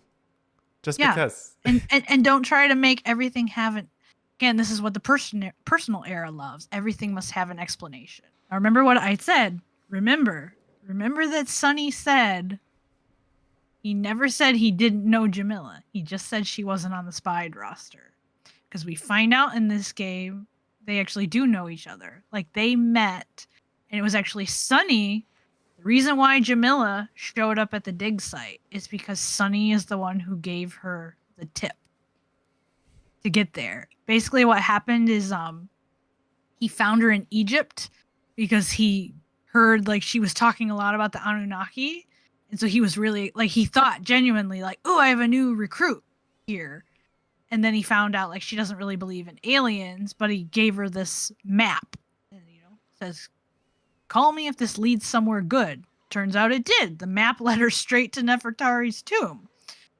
And so what ends up happening is like again, that changes the way Tomb of the Lost Queen works. That now you're telling Mm. me the reason why Jamila shows up in that game is because Sonny gave her the map to get there.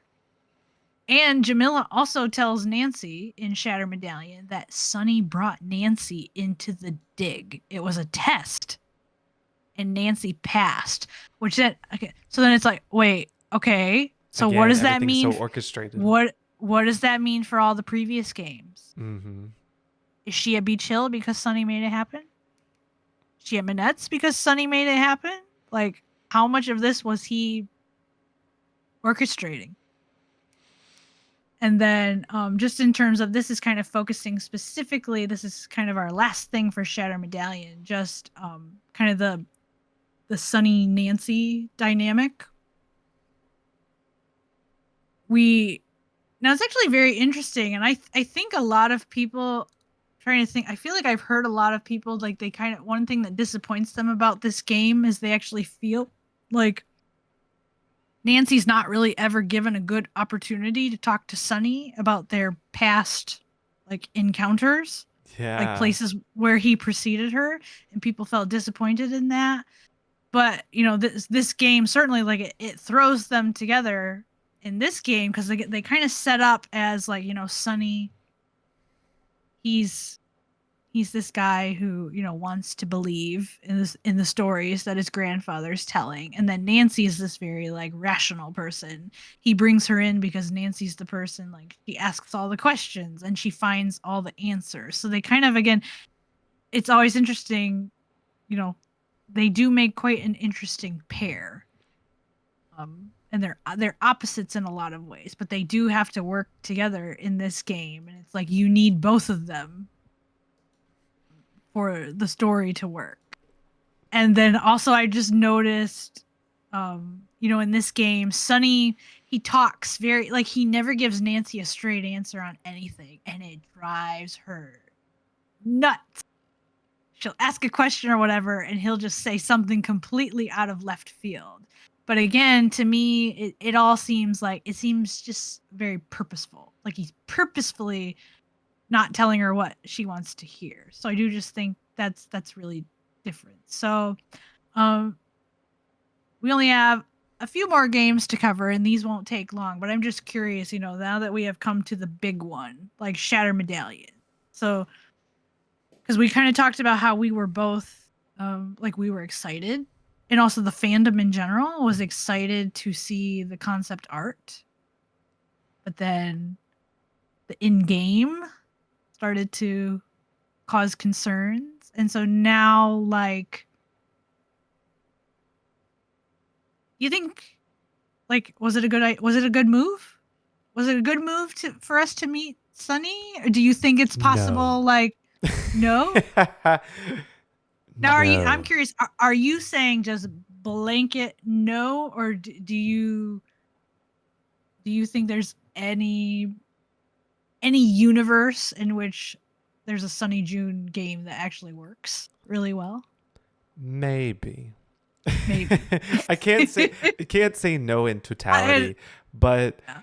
I do think it was a like kind of a letdown, but in the most polite way that it was a letdown, but only because I agree. Like, first of all, let me just say everything that you mentioned about Shadow Medallion, that was super interesting to hear your insights on as you uncovered some more of that hidden story part. That does change the tone of the game for sure. And I agree with you. I think that they weren't done telling the story just there. I think they had more plans to bring more of the story to life in other games. Um, but it was a letdown in the sense of like, we had come to learn this mysterious person, and the game just delivered something that didn't live up to what had already been teased in other multiple games. And so that's the part that was like, just Yeah. wasn't quite there, full in its fullness, like the Sonny Joon that we've all come to picture in our head was just not there in the end. So, I Yeah, don't. and I feel like it also fits. I remember what you said in the personal era episode. Like you just more in general. you kind of enjoy and wish that they had let more things kind of just remain a mystery. Like, do we Yeah. really need backstory on all the things? Yeah, which I do. It's so hard because like I do applaud them for doing such things because you really have to have a very intricate, thought out mind to be able to take other past things and create this whole thought out situation. But it's just that every every time in the personal era, things were just like, ugh, ugh, you know, Yeah. heavy, hard, incomplete. And that's just how I feel about this game. Yeah. I pretty much, I would say I land pretty much where you do. Like, I want to believe that maybe if they had written it differently, or maybe if they had just gone ahead and said, we're not even going to make this a mystery series, let's just like make it entirely its own thing. Like, I want to believe that there's a way to have Sonny Joon in a game physically, and it works marvelously. But the fact of the matter is, Shatter Medallion is what we actually got, Right. and it tried, and I do appreciate what I understand better of its story now. But yeah, it's just they told my imagination, this is how you now must think of Sunny, Yeah. and I like the Sunny of Secret of the Scarlet Hand, Yeah. Of Danger by and Design. those, yeah, where all I get is the notes and doodles he leaves behind, and yet I feel like there's a wealth of information for me to learn about him in that. Like, the Sunny Joon of Secret of the Scarlet Hand feels just as rich to me, and I would argue perhaps even richer than the Sunny Joon of Shatter Medallion. Yeah. So And honestly, yeah, I haven't it's really interesting. given, I guess, a whole lot of thought as to how Sunny June could work in a Nancy Drew game as far as being an accompaniment to it. But I think there's a way to make it work. I think there's a way. But Yeah, would probably appreciate it more if it was more of like an actual mystery. Like an yeah, actual yeah, detective, like we're solving a mystery. But maybe we're having Sunny alone as like an expert in whatever knowledge that pertains to that mystery. oh yeah, yeah. I wonder if they had put him more in like a Professor Hotchkiss role. Wonder Yeah. if that would have, maybe that would have worked better. I don't know. Interesting. But anyway, we've got to cover our last few games. And So really, Sunny doesn't really come too much no, into play. Like, you know, it slows down a lot. yeah. Because, like, in Labyrinth of Lies, it really isn't like he had purchased a ticket to one of the plays. And Yeah, possibly that was really that it. might be a reference to him. Yep. And then Sea of Darkness. Um, actually, do I appreciate Sea of Darkness? I feel like Sea of Darkness actually got a little bit back more to some of that, like the chaotic humor of him in terms of Right. the little thing you can learn about him from Soren's tablet. Yep. So, but again, once again, we find out. So Nancy visits Iceland in January. Turns out Sonny, he got there first. He was there in October, and Soren hired Sonny for temp work, and it did not go well. Right. Didn't make it 5 days, and Soren was like, I'm firing this guy. But apparently Sonny, he just keeps on working and asks for 2 weeks notice, and Soren has to be all like, you can't request 2 weeks notice when you get fired. That's not how this It's not how works. that goes. And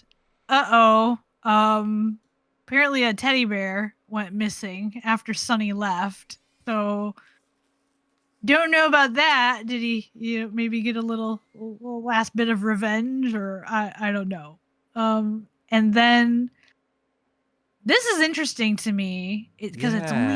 it's only in the bonus edition of the Mm-hmm. game. It's like, I guess they decided if you pre-order and you get the bonus edition, we're gonna and this will lead up to how we're going to close out the personal era. Or I think like they were trying to reward those fans with maybe some teasers of like there's more to this story. That's kind of what I think, Yeah, I cuz think you're right. there when you go into the Misty skip, there is this like comic shoved into the couch, and it's called The Factually True Adventures of Sonny Joon and Cyborg Nancy. So I don't know, we're not told why it's left there.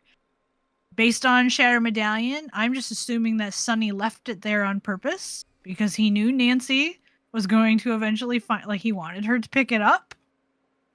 And we basically get this whole story of like Sonny and Nancy, they're searching for an artifact on a foreign planet.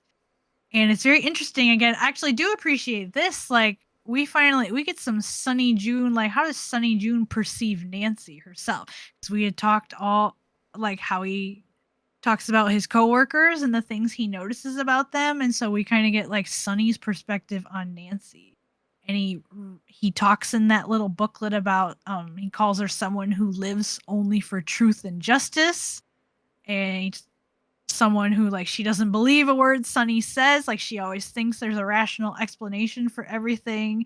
And then he has this bit in here where like she turns into a dragon, but he makes the point of mentioning that her heart is made of gold, Mm, which I think is very fitting, because isn't that sometimes, you know what, and we've talked about this many times, like Nancy really is not afraid to step on people's toes, right.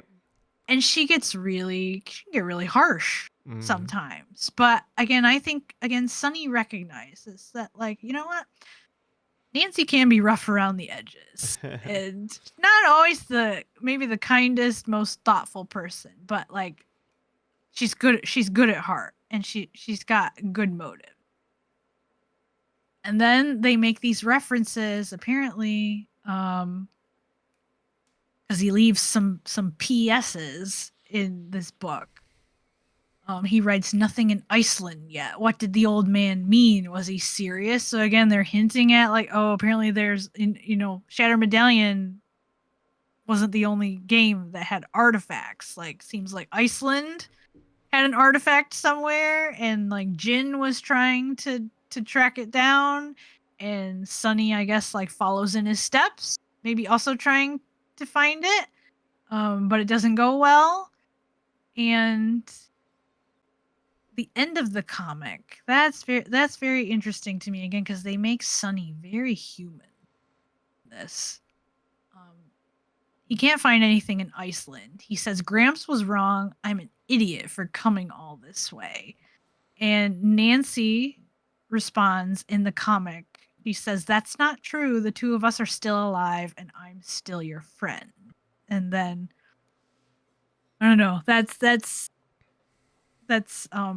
kind of an interesting, again, like they're emphasizing his relationship with Nancy and the friendship that's developed between them. And then he also says something about like he writes these notes out like, I'm not worthless. I'm not worthless. And I was like, Mm. wow. It's like kind of this like they made Sunny very vulnerable. And you're looking in and you're seeing suddenly like here's a guy who's really like, again, we see him as this kind of, brilliant, very observant, mastermind, but he clearly like he's not nearly as confident in himself. So I just thought that was interesting. And then there's this strange code on the last page. I have no idea what it means. I've never been able to decipher it. And I'm not sure if anyone out in the Clue Crew has. If you have, please tell us. But we've kind of already been touching on this before we go on to the modern era. I just wanted to point out, because this things they were planning, Oh yeah. the things that will never be. So again, if you go on Her Interactive's YouTube channel and you look at, there's these, I think it was a 2-part interview that the intern Phoenix did. She interviewed Nick Blahunka. And just for like timeline context, she interviewed him when the team was finishing up the deadly device. Someone sent in a question wanting to know. They asked if we'll ever meet Sonny Joon. And Nick's response was, he said that they did know what's going on with Sonny Joon, and he said this was very telling to me. He said it's a story that by its nature is going to be told very slowly. And Phoenix's follow-up is like, so is this an elaborate story? And he kind of just like smiles cryptically and he says, maybe. And again, I'm just speculating, but the fact that he said that when the next Sonny Joon game that was going to come out was the Shattered Medallion, and he's saying we're going to tell this story slowly. Mm-hmm. I'm sad to say I really believe that Shattered Medallion, and again, I think a lot of the reasons why it feels so confusing and incomplete to us, and actually that game really doesn't end with closure, I feel like. It has a very open ending after they find that artifact. I really believe that I don't know to what extent, but I think they had some really big plans for lots of Sonny Joon like artifact Grandpa Jin story. Maybe we were even going to meet Grandpa Jin at some point. For all I wouldn't be surprised. Yeah. So that's Yeah. just very I think you're right. it's And bitter. It's sad to think about. you know, it really is sad to think about because we didn't. It's like a book series that wasn't finished or something like that. Yeah, Yes. it's like give us the rest of whatever the story was. Yeah. So, but now I'm just kind of assuming.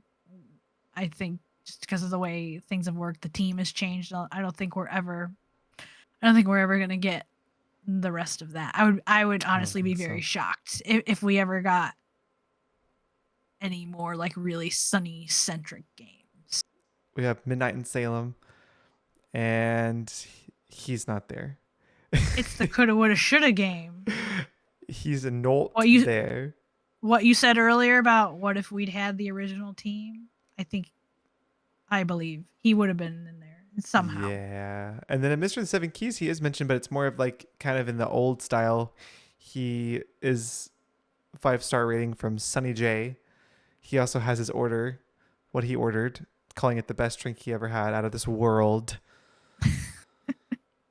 And then he also, like he mentioned in watching our premiere today, said that Patrizia rules and is an awesome barista, and they've hit it off. And that's all that's left in the mention of Sunny June. Mm-hmm. And that's all she wrote for now. We'll see. The satisfying thing is at least we always have our imagination, and I do commend her interactive, regardless of what we may think about Shatter Medallion and the impact it had. Like Sunny June is just larger than life and iconic, and I like to believe I know he's out there somewhere right now having a grand old adventure. We did it. Yep. And what a great time it has been deep diving with you in this first season. I feel like it was very full circle, starting with the eras, and here we are, and we have truthfully gone through all of our eras in every episode again and again and again. It's awesome. So Yes. it's been a great time with you. But I pretty sure I know for a fact. I don't think not that the eras are going away, but season 2 I think is going to focus on some things kind of from a different angle. Yeah, and I think it'll be fun. I think it'll be great. And more importantly, I think you guys will enjoy it too. I hope you've enjoyed season 1. And it's always really exciting to hear your thoughts on every episode each week. But for now, we must break. And we will kind of get to deep dive with you guys again this fall. Yeah. Well, I've had the best time talking with you about all the Nancy Drew things and just hearing everyone's feedback. Like we truly are like Carter and I have so many conversations about just how how grateful and excited we are about the way everyone has received this podcast. Yes, it's been great. It's been great. Well, I guess this is us closing out season 1 until season 2. Mm-hmm. So I thank you guess. guys so much. Oh, I'm sorry. Yeah, no, I was just gonna say, it's like I feel like the only way to send this episode off is, with just reminding you all, like, Sonny was here. That's all I have to say at the end of this season. and that's the doodle. That's the doodle. Well, thank you guys so much for sticking along with us each week. We can't wait to see what season 2 holds, and we'll catch you guys hopefully very soon. Bye, everyone. Bye, everyone.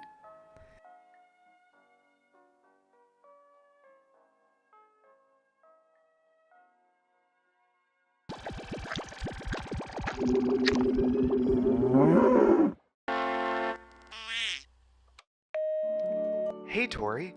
You'll never believe this, but you and I have been renewed for a second season of Stay Tuned for Deep Dives. I know. I figured I'd call and leave a voicemail so we can start discussing what we're gonna say in season 2. Oh, well, I guess that would be kind of a spoiler for everyone listening today. Well, what I could say is that season 2 is going to dive even deeper into our onions on some controversial topics in the Nintendo games, but also some very fun topics as well. All around, season 2 is definitely going to be better than season 1. So, I guess we'll be recording soon. Talk to you later. Bye.